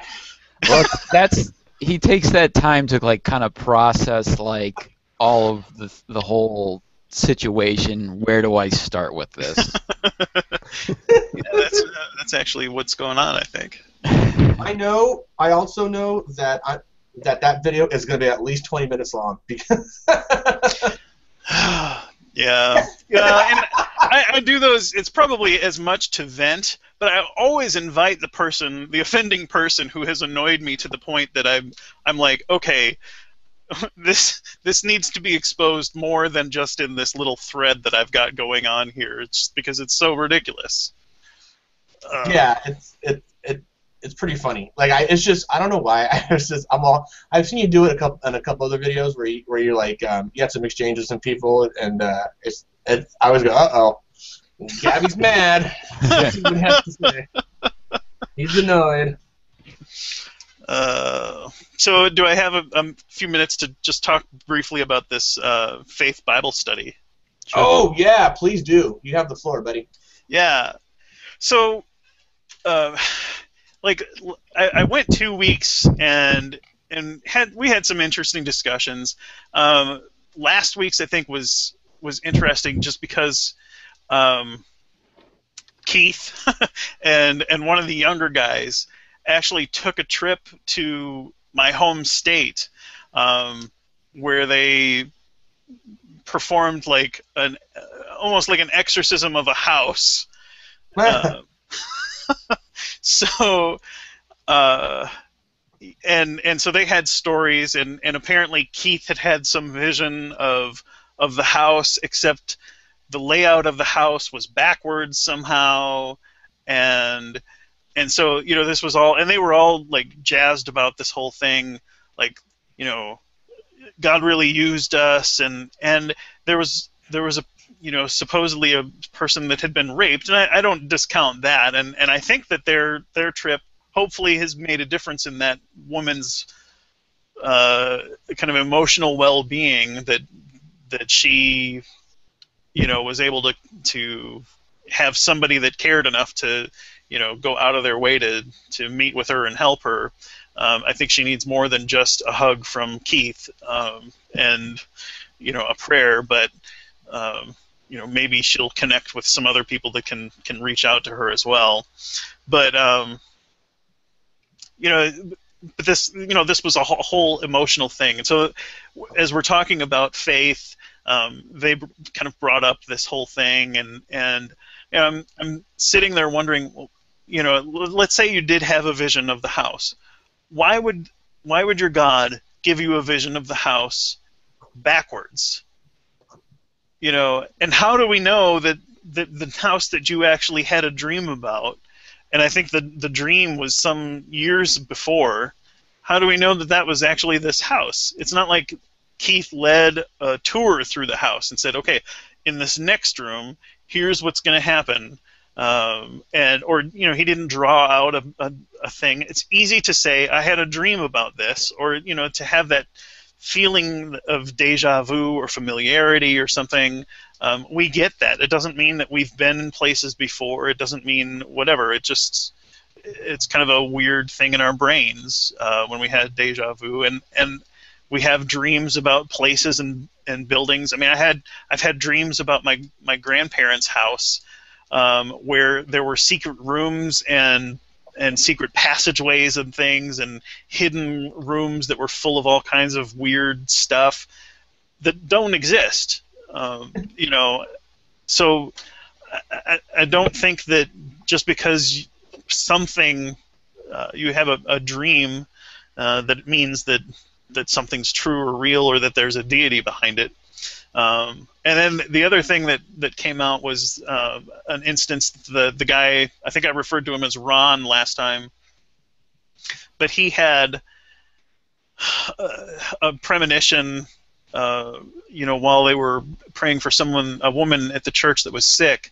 He was at the hospital with the family, and apparently he passed out and hit his head while he was there, and had this vision of a woman. And then, I guess one of the nurses that had been working with the sick woman came to be impressed with the love and the faith of the family. And even though the poor woman died in the hospital, this woman came to become a believer. And so they're telling me these stories isn't this compelling to you? Right. And it just, you want to sit there and go, no. And why is it compelling to you? You hit your head, and the vision that he had of the woman was supposedly the nurse woman. Well, there's all kinds of reasons to think that the vision that you had might not have been a perfect match for the woman. It's not like you were given a name and all this details, and then we're able to write it down. We don't know, and we there's all kinds of actual scientific research that you can look at that tells us that we fool ourselves into believing that we've seen people before, or that we whatever our brains are really problematic along those lines. What was that? I said you get senses of deja vu, that kind of thing. Yeah, we get all kinds of false positives, and to think, why was it necessary for Yahweh to knock Ron unconscious for this in the hospital? Why was it necessary for the woman to die? If he had healed her, wouldn't that have been even a more compelling testimony of his power and love? I mean, she had a little kid, who was just a few months old, I think, that was now left with no mother. Who are you to question God? Right. Mysterious ways, Gabby. Mysterious ways. Well, and then there's one last thing that I wanted to bring up, and it is kind of related to the subject you were talking about, and it kind of eludes me now, where you were talking about trying to almost, it's like the opposite of equivocation, where you're trying to create two different distinct concepts when it's really the same thing. Yeah. The topic of this Bible study is faith, and so Keith has emphasized the definition of faith as being derived from the Greek word pistis, as it appears in the New Testament in one passage, and says that pistis, or faith, comes from Yahweh, and it is a conviction that He puts in your heart that it is, the Bible is true, and that the gospel message is true, and things. And so anytime that I bring up or mention, well, it seems like Islam requires faith, and Christianity requires faith, and all of these other religions also require faith. Is faith a reliable way to come to know the truth about something if all of these different people are using it to arrive at things that we would agree are not true? We agree that Islam is not true. We agree that Hinduism is not true, et cetera, et cetera. But now you're using faith to believe in things that you can't get to using evidence and reason. And Keith keeps saying, well, but it's pistis. It's not faith. This is conviction from Yahweh. This is conviction from God. They don't have that. It's like they're trying to take something that is this broader thing and then section off their part of it and put a Right. special stamp on it, which it just occurred to me now how kind of ironic it is because, and I'll bring this up for you, Mischievous, Trey Jadlow, like his whole thing is unity from diversity, where it seems to me that this is diversity coming from unity. This Yeah. is Christians trying to take one thing and then split it into separate things, which I find somewhat ironic. Yeah, I mean, I told him, it's like you're trying to say ours is magic faith and theirs is not. Yeah. Ours is faith plus. Oh wow, that's like Lord of the Rings fans saying you Harry Potter guys are ridiculous. The magic in Harry Potter is ridiculous, but our magic in Lord of the Rings is perfect. It's in true line. magic. True So magic. much better. Yeah, I find that people when it comes to the visions and everything, like people like to believe they have powers. I think there's some sort of like something in people's heads where they want to feel special. I think as much as that is, I think it's they have these pre-existing ideas of how reality is that maybe aren't right, but then when there's some dream or something that kind of gives a little credence to it, they latch onto it and then they twist that dream or experience to make it fit more perfectly with how they think reality really works. So I had a dream and there was a nurse. Well, now that nurse is this other person or vice versa or whatever the case is, where you turn it into because who can argue with you? No, I mean, and I don't even think they're intentionally lying, but you convince yourself to think that these things align perfectly when probably they don't. Yeah, and they get really, you can't even really question it. I mean, when you start to, even if you have an honest question about it, it gets really defensive. Like, who are you to tell me my, whatever is, wrong, and when all you're really trying to do is find a rational explanation for things. For me, it's been along the lines of if something happens that's quasi unexplainable or tough to explain or whatever, and I've always been the person that goes, okay, well let's just find an explanation for this. Like it could be this, or whatever.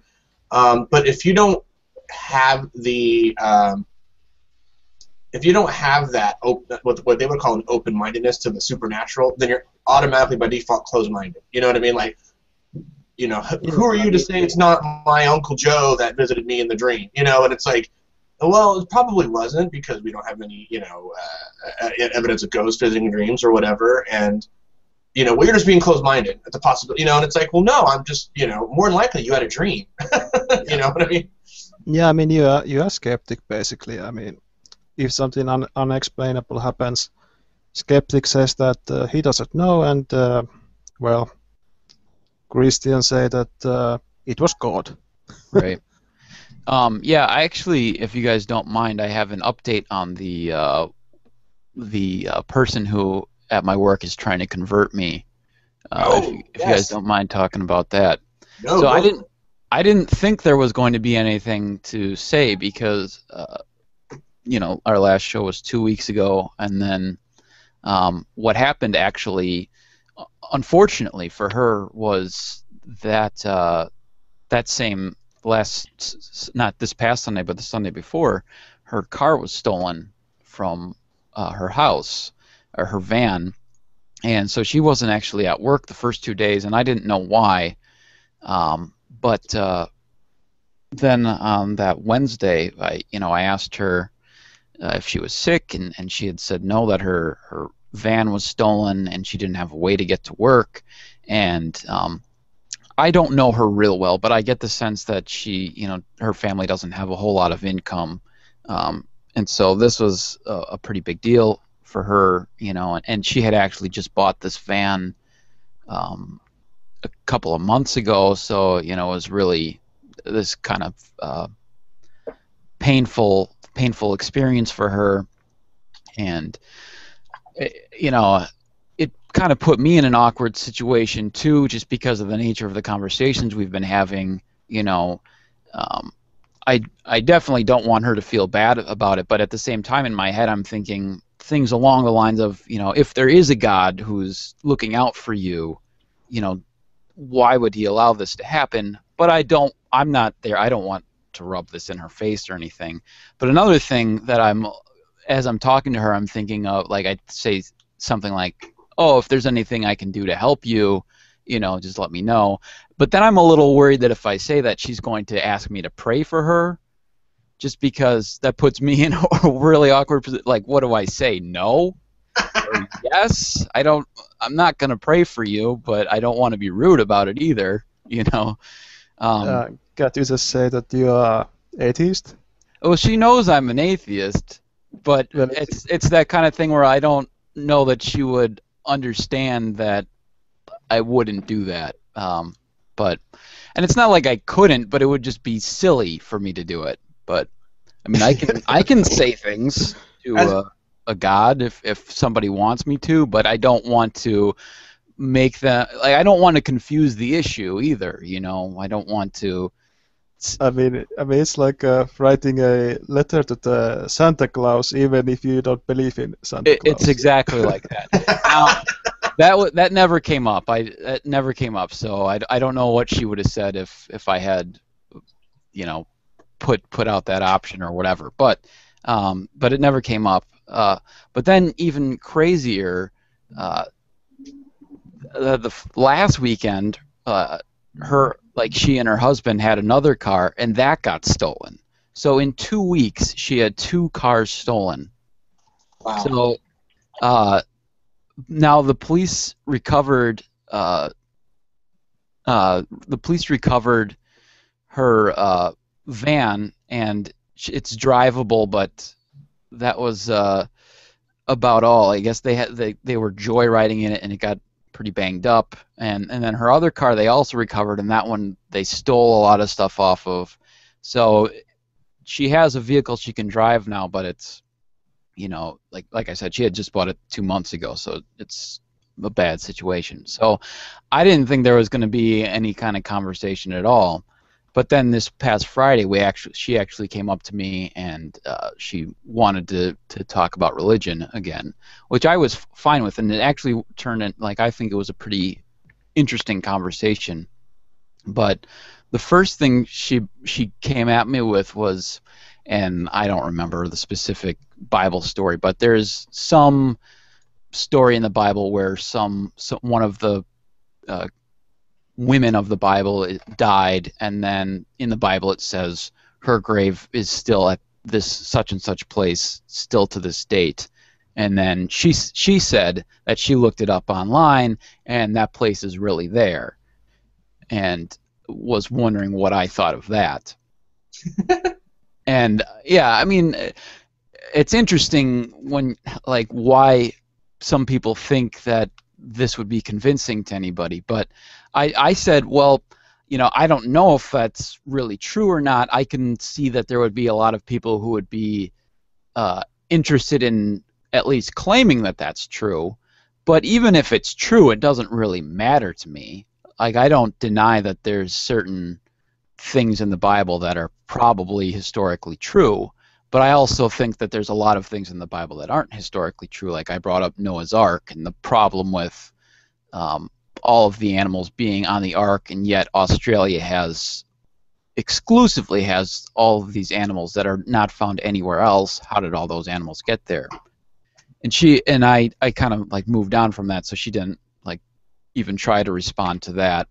I don't know if that was something she had heard before or not, but we talked quite a bit, and she brought up a number of things kind of similar to what Gavagai was talking about, where sort of like supernatural things that she claimed. Like, she asked me if I had ever seen, well, I thought it was kind of funny in retrospect. She asked me if I had ever had any experiences with, like, any spirits or anything, and I said no, I haven't. And like, her reaction was kind of like that of surprise, a little bit. And I said, well, have you? And then she said no, but that her son had seen, like she gave a relatively brief story about how her son had seen her I'm not sure if it was his grandfather, which would mean her father, or if it was her grandfather, but whatever the case was, who had passed away recently, had seen the grandfather like walk through a room after he had been dead, you know. And so that was her example. And I asked, well, how old was your son? What time of the day was it? And she said it was during the day, and he was 11 years old. And like I got the sense that she could tell that that wasn't a very convincing thing to me. And I said to her, well, do you think that happened? And she kind of hemmed and hawed a little bit. But another thing that she brought up too later on in the conversation was how she had heard God. And I right away, the first thing I said was, like, you audibly heard him? And I it's a little hard to say for sure, just because we work in a factory, and so it's, you know, not always the easiest to hear. But I thought she indicated initially that she had audibly heard him, but then later she was saying how it was inside, you know, like an internal thing. But basically, she claimed she heard God say something to the effect of like, follow my word, you know, like she was in this kind of like dark place or whatever, and follow my word, and I will help you, or something to that effect. And then another time she had heard another voice, again, not audibly, but this is when she had an argument with her son and she was feeling really bad, and essentially the thought in her head was telling her to kill herself, which I presume that was not supposed to be God, but that was supposed to be the devil. Of course. I'm assuming. But again, it was not this audible thing. And, you know, I can't argue with her about, you know, what did and didn't happen to her. But, you know, I kind of indicated, well, that's, you know, it could be interpreted as not being supernatural at all. One thing that I thought was pretty good was I brought up at one point how it seemed odd to me that we're even having this conversation at all. That it seems strange to me that if God exists, why are we having a conversation about whether or not God exists? Like, I asked her if she believed in the sun, and she said yes, of course, and I said I believed in the sun. And I said, there's no reason we would argue about the sun. Why are we having this conversation about God? God could make himself known to us if he wanted to. And then she and I kind of anticipated this, but she went the route of, well, there's God wants us to choose. And I stopped her right away, and I said, well, I can know whether or not God exists and choose whether or not to believe, you know, follow his, whether or not he's a good person or, you know, being, whatever, or not. Like, we both exist that Barack Obama exists, but we can have different perspectives on whether or not his ideas are good or not. We don't have to have this debate over whether or not he exists. If God wants us to have a discussion about whether or not we should follow him and obey him, then we can have that discussion. But why are we sitting here talking about whether or not he exists? In theory, if he does exist, he is standing here listening to us have this conversation as we speak. Does that not seem strange to you? And she kind of didn't really have a response to that, and I don't think there is one. But I was pleased because I kind of knew she was going to take it into this direction of, well, we have to choose, but not as far as whether or not he exists. Like, I don't think, I know some people don't know whether or not Jesus existed. I think Jesus did exist, so that's not a question for me, but I can still have whether or not I want to follow his advice or not. That's still an open question. Even if I do assume that Jesus existed. And the same should be true for God. Why is he hiding from us? Well, the idea that Jesus existed is one thing, and the idea that Jesus is a divine being with superpowers is another one. Absolutely. But in either case, we can still have that conversation. You know, if God shows up, let's say in the form of Aslan or whatever, we can say, okay, well, there's the thing we're talking about.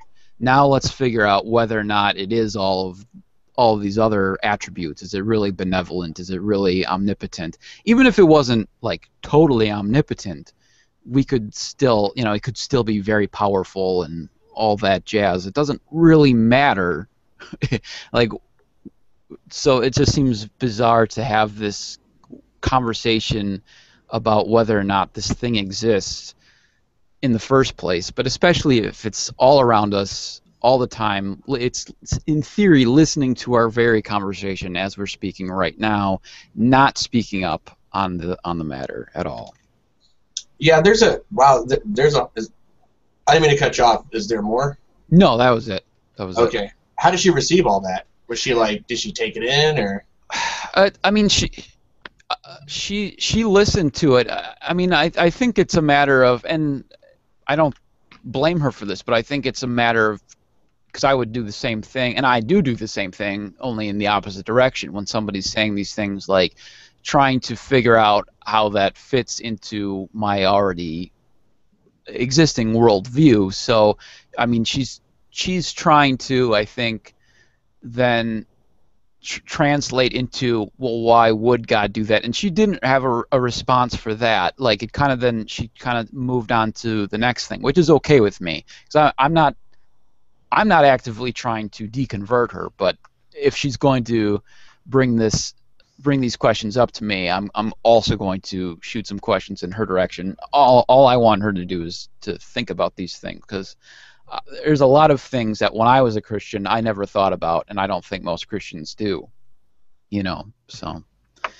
Yeah, I'm still surprised that people bring up, and the whole the Bible has some historical mentioned in it, and it reminds me of the old Matt Dillahunty response. I don't know if you've heard of the Spider-Man response. Yeah. Spider-Man lives in New York. Yep. Yeah, I thought about that after our conversation about how maybe I should have brought that up. But there is kind of a risk, and I think Matt Dillahunty does a good job with it, of you're trying to make your point, and it's, if you bring up like Santa Claus or anything else that we all agree doesn't exist, there's always the risk of insulting the person in such a way that they miss your point. Right. But I think the Spider-Man is a good one, and if you do it right, then they get your point and they aren't insulted, or at least they're not so insulted that they miss the point. He's had a lot of practice with it. Yeah. He's insulted plenty of people. That's true. The other thing I was just curious that. Oh, go on. No, go ahead.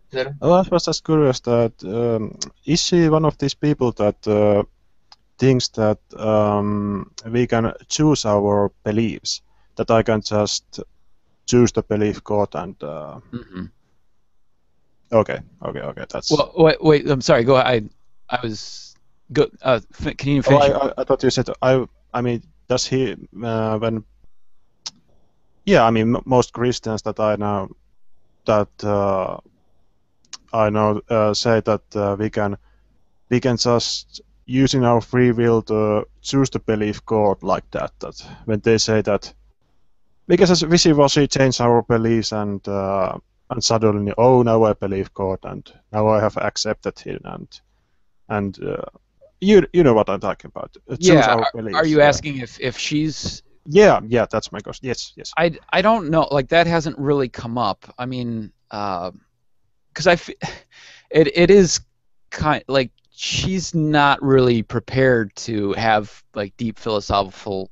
It helps if I could pronounce the word. Deep philosophical conversations about that. I mean, she's coming out with these very basic, things that are, kind of 101. But I don't know if she really like views it that way or not. I don't think she has thought about that, to be honest with you, about whether or not it's a decision or not. Because I mean, she's trying to bring evidence to the table, which I appreciate. Okay. You know, she comes here's this thing in the Bible, and it matches up with this thing in reality. So what do you think of that? You know, she's presenting this as something to try and convince me. You know, I think because I think that what you're talking about is kind of, as much as anything, is sort of this defense mechanism that Christians have for why people like you and I exist. Why do some people claim to not believe in God? And it's a matter from their perspective of us simply deciding to not believe in it. Yeah, and to point out the other part that I wanted to touch upon was the personal experience thing. I thought you were going to get into it being her own personal experience, but it wasn't even hers. But in the one case, it wasn't. No. Yeah, generally speaking, the personal experience thing, you really can't touch. You know, to me, it's one of those situations where you know, to me, it's one of the worst evidences anyway, you know, so you know, you take that with a grain of salt, but I don't know, it just seems like she has, from we've known of her, or what you've been telling us about her, it seems like she really, really wants to believe. Yeah, I think she genuinely does. And so this stuff is there to, you know, it shores up and convinces her. And when she presents it to people outside of that, you know, it's sometimes confusing, you know, for Christians, because they go, well, you know, this convinced me. How does this not convince you? Right. Hey, Maxie. Good day, Chris. How are you? Good. How are you? Not bad. Thank you so much for inviting me. You're very echoey. Are you in a... right now I'm using my cell phone to engage in this call. I could get a pair of headphones right now if you think that would make it better. Nah, it doesn't matter. It sounds like you're either in a spaceship, the moon, or a bathroom, but I can't quite tell which one. Right now I'm in my living room. While it's speaking to you, I'm also playing Mario Party, so take that for what it's worth. And that's cool.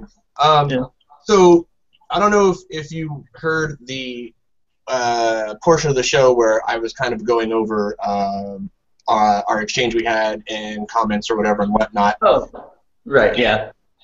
I'm sorry, did you? No, I didn't, but I remember the comments in the exchange. Go right ahead. It was basically me trying to remember what happened 3 days ago, which I might as well have, which is like probably not a good way to go about it, but.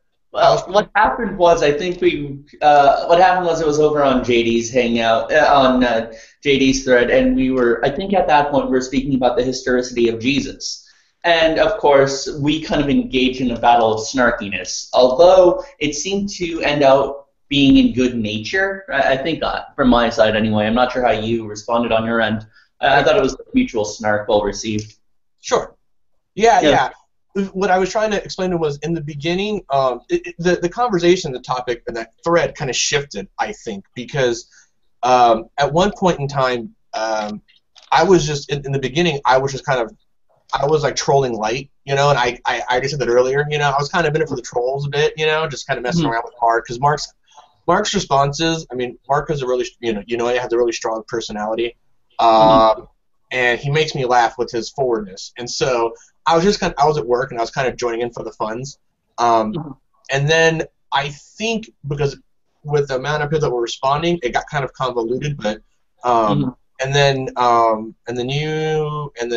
it seemed to be almost like a WWE tag team match, you know. It kind of shifted to where like you and Sextus were on the same side a little bit, and me and Mark were kind of making snarky comments and stuff, and then I was joking, I was like, let the circle jerk begin, you know, and you obviously can't hear the context of my voice, you know? I know. I've learned to take a lot of Google Plus comments less seriously, especially considering kind of how taking it in the opposite direction in the past didn't go over too well. Yeah, you really couldn't hear my voice, and so it was part snark, but it was like, do you ever watch those like roasts, the celebrity? It was more along those lines where it's like, oh, here we go, you know, like it wasn't to the effect of like, well, look at these motherfuckers, you know, like, it wasn't like that. But anyway, it got kind of convoluted, and then Heretical came about, and then you were getting into the whole Paul thing, and I was actually far more, if I was annoyed at anybody, it was Sextus, but only because I feel that and I explained this earlier, when I'm talking to somebody that you know, for the intents and purposes, we'll say that's not like your normal average person, right? Doesn't delve into deep philosophical terminology. So when I get approached with someone like that, and they're, you know, hypothetically speaking, someone says, you know, if evolution is true, why we still got monkeys, or something dumb like that, and I'm like, oh, well, let me tear into this guy. Well, blah, blah, blah, and I started trying to sound like a, you know, like I'm fucking smart and shit. I go, you know what? This isn't the best way to go about it. I'm gonna backspace this and see if I can communicate with this guy, and you know, I can still be snarky or whatever, but you know, he's not gonna. That's not his world. It seemed like he was doing that because he wanted to take like the high horse. You know what I mean? Like he wanted to sit in the ivory tower and sound smart. So Sextus has this gadfly personality.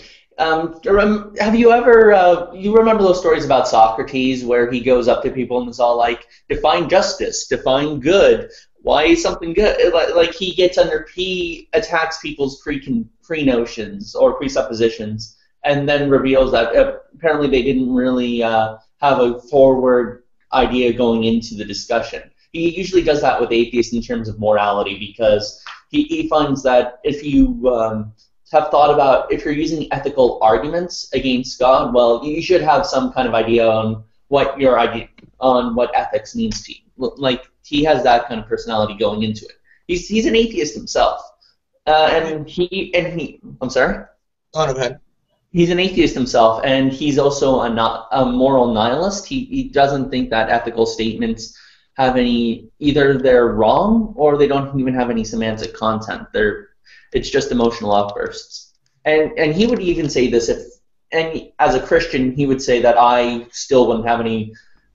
I don't think he'd think I'd have enough grounding even to say that ethics is the case, even if God were to exist. So he usually attacks atheists more often than theists because, well, I don't know, maybe he finds that they're more sport, or maybe he finds that they don't get enough of their ideas challenged on the internet.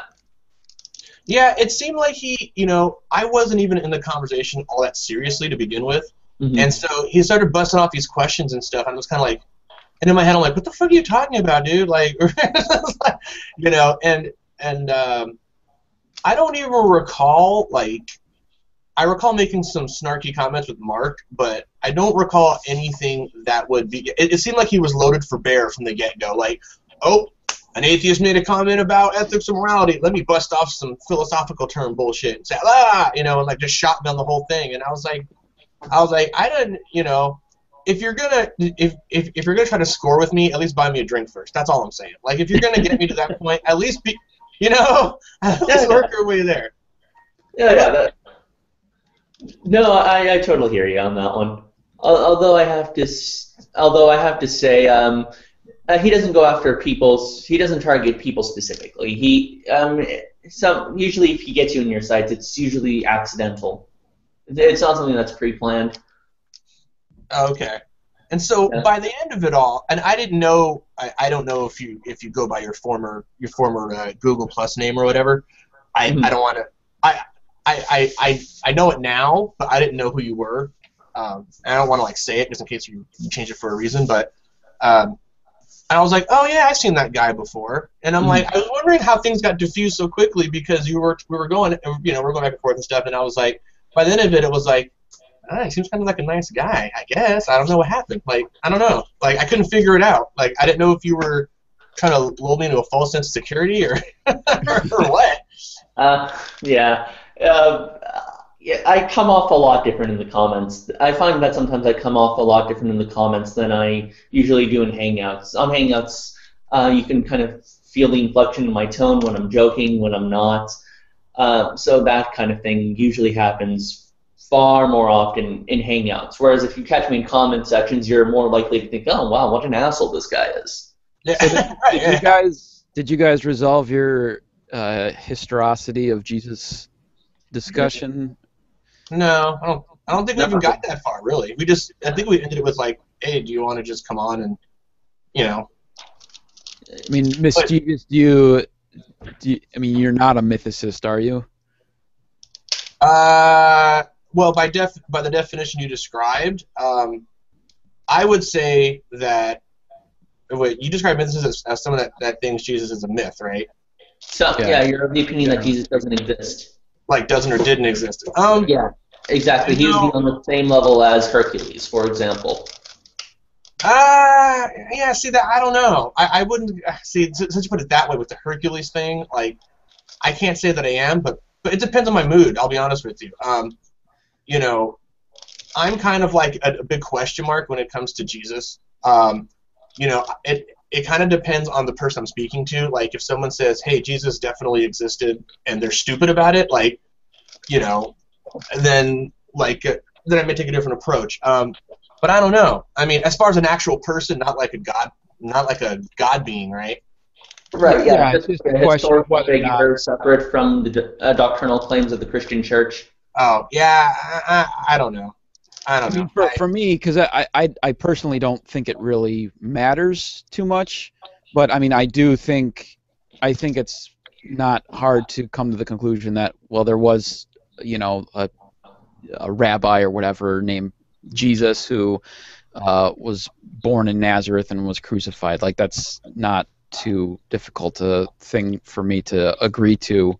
You know, I don't necessarily think that much else is necessarily historically accurate, but for me it's actually a question of just interest of whether or not, because it would be really interesting if there wasn't a historical Jesus. That would be fascinating. I don't think that that's the case. Yeah, but, I mean, aren't there like... Oh, sorry, No, go ahead, Potato. Yeah, isn't there like... Maximus probably knows better, but isn't there like a consensus that... There's the consensus among anyone who knows in this. So people who study ancient Mideast history, biblical scholars, not to mention just your average run-of-the-mill historians, the vast majority of them do think that there was a guy named Jesus. There's only 2 exceptions of people who I know of who disagree, and who have the credentials to disagree, I think. The first is Robert Price and Richard Carrier. Richard Carrier I barely let in because he has a PhD in classics, not ancient Mideast history, but or ancient script, or even the study of ancient scripture, religious scriptures. But I kind of let him through anyway because a PhD is a PhD. And Robert Price has a PhD in biblical studies, which which does qualify you, but he's pretty much the only person I know of who takes this opinion who is properly qualified. So among experts, it's a very negligible position. It's kind of like the equivalent of they think like old Earth creationists. It's not as zany as young Earth creationists, and there are PhDs who have it, but no other PhD takes it seriously, or no other person qualified takes it seriously. Now, I've heard that some things where someone like the name Jesus was pretty common. Like it would be perfectly. It would be it would be pretty common for someone named Jesus to be walking around and doing that sort of thing. As far, I mean, you know what I mean? Like, and I think people were crucified a lot back then. So. Well, so in terms of the gospel writings, it should actually be referenced that the gospels come after the epistles. So the earliest writings we have on Jesus is through Paul, and there are 7 writings that even skeptical scholars agree with that Paul has definitely written, mostly because of the commonalities in the writing style. Yeah. So we can definitely come to the conclusion that Paul exists. Nobody thinks that Paul mythicism is at all credible. So from Paul, we kind of get this notion that there is this one figure who goes through most of it. Whereas the gospel writings, where people can say, well, the gospels could have just all these Christs come together in one figure, or all these Jesuses coming together in one figure, it's highly unlikely that these gospels, which were written after the epistles, would have kind of this established Jesus figure who comes from a multiplicity of them. But rather, what's more likely, all things considered, is that Paul spoke about one guy, and if the works of any other Jesuses kind of got in the mix, it was later in the gospel writings. It wasn't in the writings referenced in the epistles. So how did was it determined that? Okay, assume for a second. Yeah, okay, Paul exists. Okay. Yeah. How do we determine what he said was accurate, and not what he said was either made up or altered or whatever? Isn't there even? I mean, from what I've listened to of Bob Price's view on this, like, because the agreed upon letters of Paul, like, he very rarely refers to Jesus as, like, I think there's an instance where he refers to James, the brother of Jesus, which would be an indication, okay, Jesus was a human. But for the most part, Paul doesn't really speak about the things that Jesus did as a human, and could at least be interpreted as perhaps some sort of spiritual figure. And I think that's where a lot of, like, the mythicists, like, their perspective comes from, is that Paul was perhaps speaking about some sort of spiritual entity, not a human entity. Well, yeah, if you want a more reputable source, Bart Ehrman kind of argues along similar lines in his latest book, How Jesus Became God. So he actually argues that Paul had a lower Christology than people let on, that he just thought that, well, Jesus was kind of adopted into, being worship-worthy. So that's a very plausible scenario. I'm not going to deny that. But when one looks at Paul's references of Jesus, most of you have to look at the letters specifically. Some letters are very pastoral. They're kind of like what your youth group leader would kind of send you back in church. So those we would expect not to have too many connotations of Jesus' life. Plus, there's also the factor that in ancient Mediterranean writings and letters, it was a very it was a very low context writing style. So if both you and the sender knew what you were talking about, you wouldn't need to make any extra references to them. However, in terms of the writing now, it's very high context because we kind of put a lot of context into a writing specifically. In literature, it was just assumed that the other person knew what you were discussing. It's sort of like, I've heard the comparison made to, like, if you pick up a newspaper and you read the sports section and you're reading about a baseball game, the article is not going to explain how baseball works. It's going to assume that you already have the context for how this game is played. Exactly. And exactly. So all things considered, with regards to Paul, how honest he was, usually if you look at the letters, you have to look at it through what's known as the criterion of embarrassment. For example, how likely was Paul to be embarrassed by his writings, and even if he would have done it? Since most of his styles are in letters to other people, he's going to have to try to make himself look good. And if he's lying about anything with regards to the life of Jesus, then of course the people who he's writing to, if they know he's bullshitting, then of course they're not really going to be likely to accept him. But Paul was pretty much accepted by the church. And you don't really even need any written evidence for that. The fact that the later church was like, yeah, Paul, he's our guy, totally our dude. People even fought over him. The Marcionites, for example, said that they sided with Paul. And of course, the enemies of the Marcionites claim that he sided with Paul as well. So he did have a good air of legitimacy and authority within the church establishment. To note that the fact that he tried to make himself accepted was a success. So it's fairly hard for me to consider that Paul was saying anything that was too inaccurate, especially if it had to deal with the life of Jesus. What if he was crazy?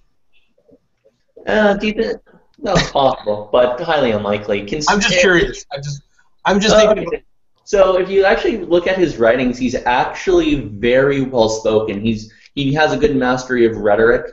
Not only that, but his capabilities but even his capacity to reason wasn't really impaired with his whole experiences. So, for example, the notion of the resurrection he held is very important, saying if Jesus was not raised from the dead, our faith is dead. Like we might as well not be. We're the biggest fools. So, like he would come up. He was very methodical in that sense. I'm not saying that I think Paul was crazy, but I mean, just being able to articulate your thoughts and make what appear to be compelling arguments doesn't really make you somebody who isn't lying. I mean, I don't think any of us here would think that L. Ron Hubbard had a good grasp on reality, but he is a compelling writer to a lot of people. Really? Have you read L. Ron Hubbard's work? Well, to a lot of people. I haven't, but there's a lot of people who find it convincing. That is true, but remember, if we are going to come up with a hypothesis that Paul is crazy, then we better have some really good evidence.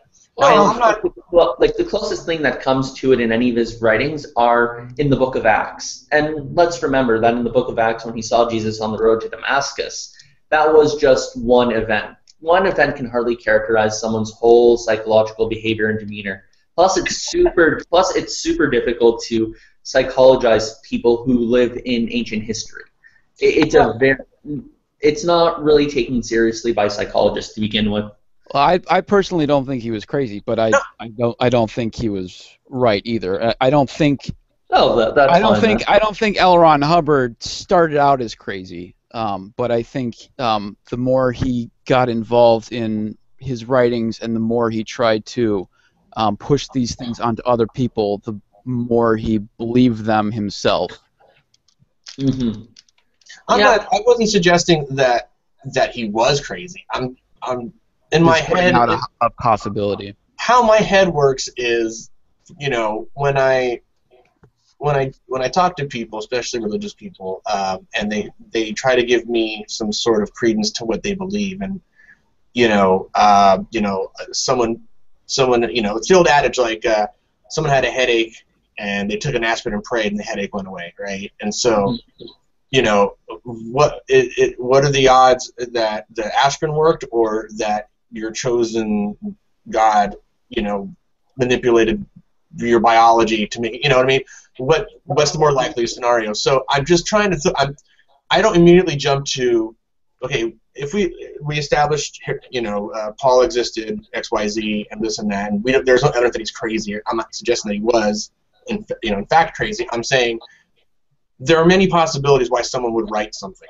There are many reasons. There are many motivations. But how do we know what those motivations are? We don't. Are you not assuming that he's this real truthful guy that wrote down these accounts and all that? Mm-hmm. Well, the first thing we have to remember is history is all about what's the most possible thing. And, of course, when you introduce miracles, you're introducing something drastically impossible. So the truths of Christianity on a theological basis are not going to be determined by what we can historically come up with, even if the Gospels and the epistles were 100% accurate. There might be some factor that we might not account for that kind of explains the supernatural elements to it that we're just unaware of. That's true, but the thing is, though, we cannot really without the proper historical evidence, we can't really say what's going on. All we can say is, okay, this is what's going on, this is all the natural events that we can say definitely did happen, and the stuff that's attributed to miracles, well, we just don't know. Like, that's not a bad position to take. You can keep your atheism. It doesn't really hinge on it. I'm only speaking about Paul and Jesus from a historical angle. I'm not suggesting any miraculous stuff is going on here. No, no, no, no. I'm not suggesting that you're suggesting. I'm just. I think. You know, it's just the way my brain works. Is what are the possible? You know, I get much more fascinated by people's motivations to do things, right? So if you ever watch any of these shows ever again, I'll often ask, what does Vekl, for example, answer? What's the bulk or what's the content of his answer? But why do you think he answers that way? You know, so what's the underlying motivation or psychology behind that? And that's kind of where my mind goes. And so I don't immediately discount, you know, what someone says. I just go, well, that's great, but, you know, right now we're just taking it at these are, like you said, historically, here are the facts, boom, boom, boom. But to me, there's a lot of unanswered possibilities, and so that's why I say I don't. I'm like, I haven't really drawn a conclusion on this. Mm-hmm. I think the existence of Jesus, all in all, is pretty much a solid fact of history. I mean, I don't really think there's much dispute about it. And by Jesus, of course, I just mean somebody who existed in ancient Judea, who is responsible for spawning off a huge religion in his name, and that's basically about it. I think that in terms of the historical facts behind that, it's fairly incontrovertible. Mythicism doesn't really answer a lot of the historical data we have, but we don't need to go full-blown supernatural. Everything is true, though, purely based on historical standard. Yeah, I mean, I don't find the question that did Jesus exist a very interesting question. The more interesting question is that is the supernatural package that comes with the Jesus claim, the theological package, is that true, basically?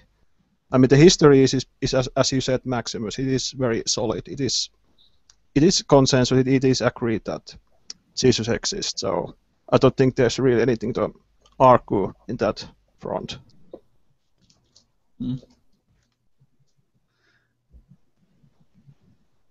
Well, I guess that solves that then. That was aimed at you, Max. Don't be confused by the potato with a picture of Fidel Castro on it. You memorize this all. Yeah, and sorry about my terrible accent. No, I like it. I actually didn't know you were. Is that a Hispanic accent? Excuse me, what? Your accent, is it? Your accent, is it Hispanic? I'm just asking. Oh dear, I am from Finland. I'm sorry? I'm from Finland. Oh, it's Scandinavian, my bad. You were close. Yeah, I mean, that's real. Very close. So close. Exactly. I kind of wish Gavagai was still in here. I don't know. Normally it's there's 5 of us now. Fox in the Know wasn't here this week, and Rungavagai Run had to go because he was being summoned by his deity, his wife. He really didn't have a choice on that one.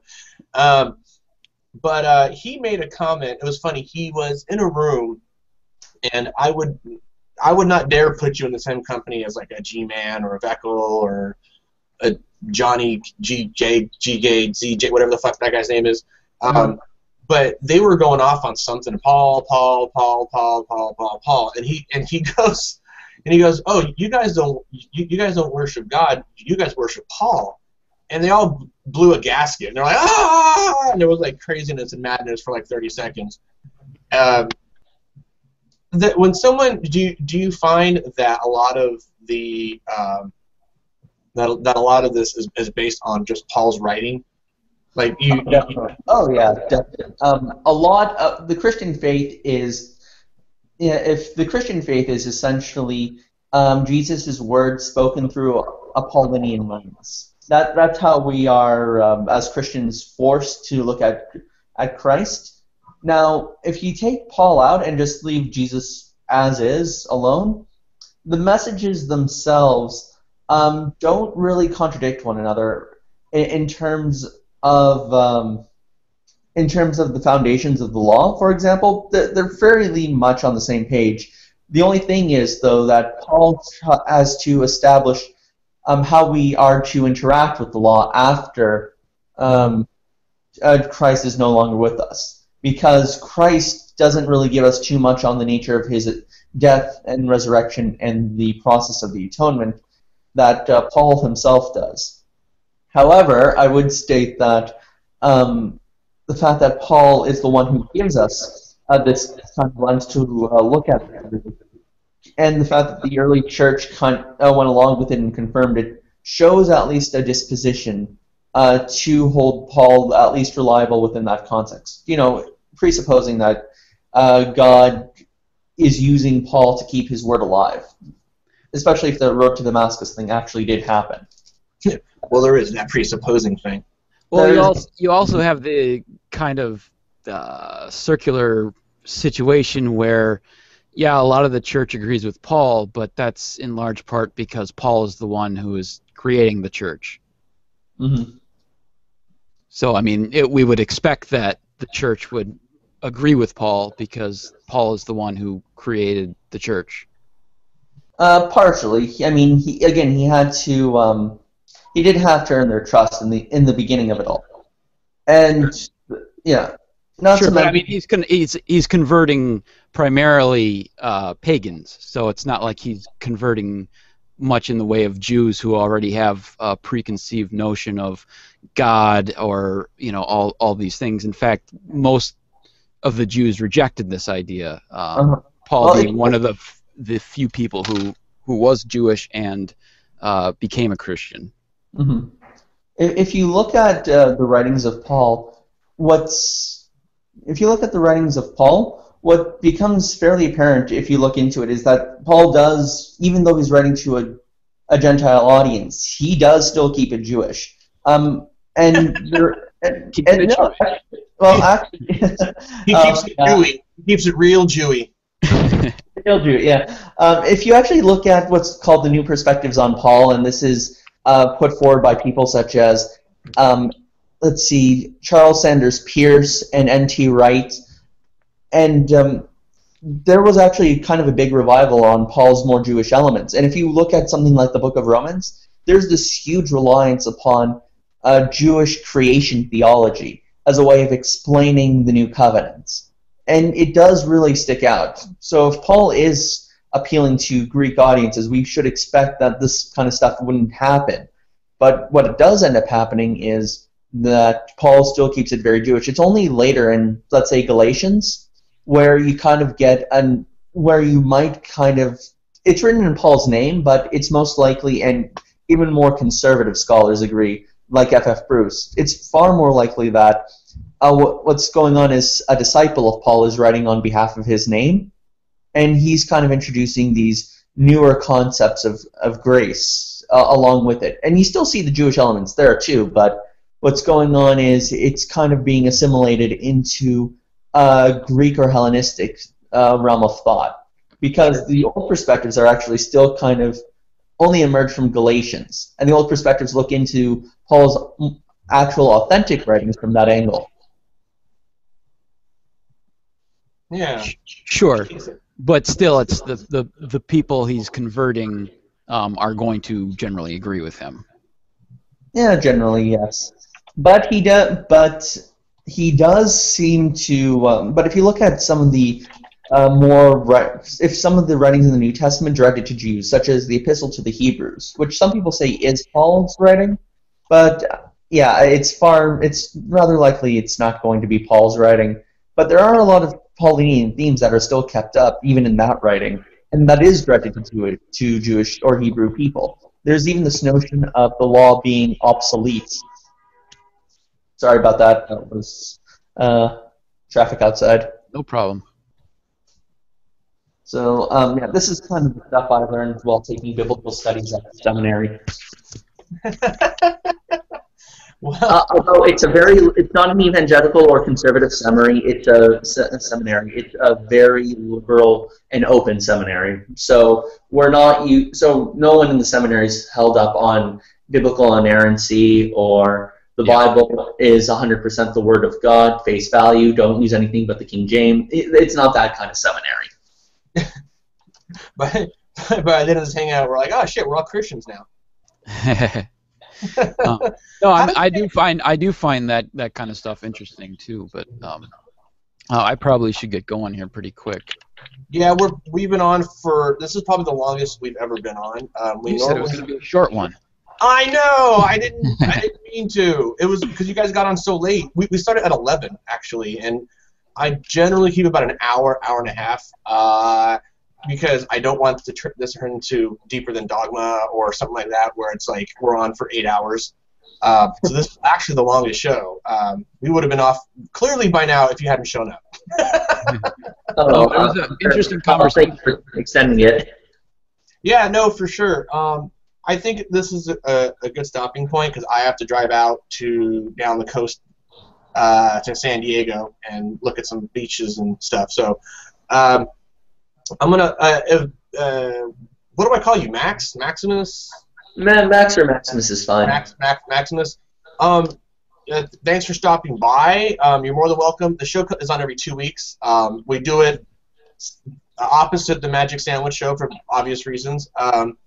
And we don't necessarily do this for views, obviously, but we do it for the lulz and for the education and stuff. And the topics vary from we did a really good one called Fucked Up Bible Stories, and that's run by Gavagai, where we go through a story in the OT, particularly brutal and horrible, and then we dissect it, and then I basically. You guys must really like the Book of Judges, then.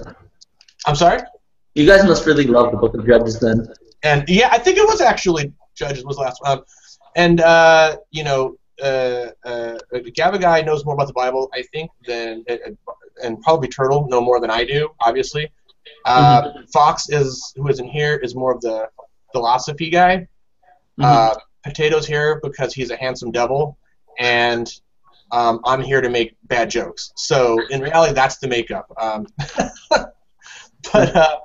if you're ever in the, I have you on my circle, so just feel free to send me a message if you're bored on a Sunday and want to pop back in. Thank you. I very well appreciate that, and I'm aware of, and I've talked to Gavagai, and I've also talked to Fox in the Know before, so a good group altogether. They make us respectable on this show. Like if it wasn't, I explained to the other guys, if it wasn't for them, it would just be an hour and a half of dick and fart jokes. So those are not terrible either. Right. Well, we have several traditions here on the show. One, I say fuck Arcane at least once. That's something I don't disagree with. I definitely wouldn't want to put him in the same company as yourself. So, but yeah, and this week, because we had so much interaction, when we have a lot of Google Plus interaction, we'll do a weekend review where we'll review some of the hangouts that people were in, or I had an interaction with you and Sextus, and so we talk about things. It's not as I will say there's some instances where it's worse than as far as insults or whatever as Talking Shit Tuesday, but generally it's better and more on topic than Talking Shit Tuesday. No offense to anybody that watches that show, but we do generally have a topic and we stick to it. But apparently I've levied some pretty heavy insults at people like Matt Bell and Matt Bell's used to it. And so, okay. In case I say some things where the room goes, ooh, the guy's forehead was as sexually assaulted as people said it was. Yeah, we were saying something, and I remember last show I said something like, he should be, I don't remember the context was, but I said something to the effect of, he should be mad at God for giving him that face, or something along those lines, and it was just like, okay. I didn't think it was that bad. I thought it was funny, but... So anyway, I think it's a good place to stop. Max, thanks for stopping by. Turtle, thank you. Yep, thank you. Potato, always a pleasure. Thank you. And we'll see everybody next time. All right. Have a good one.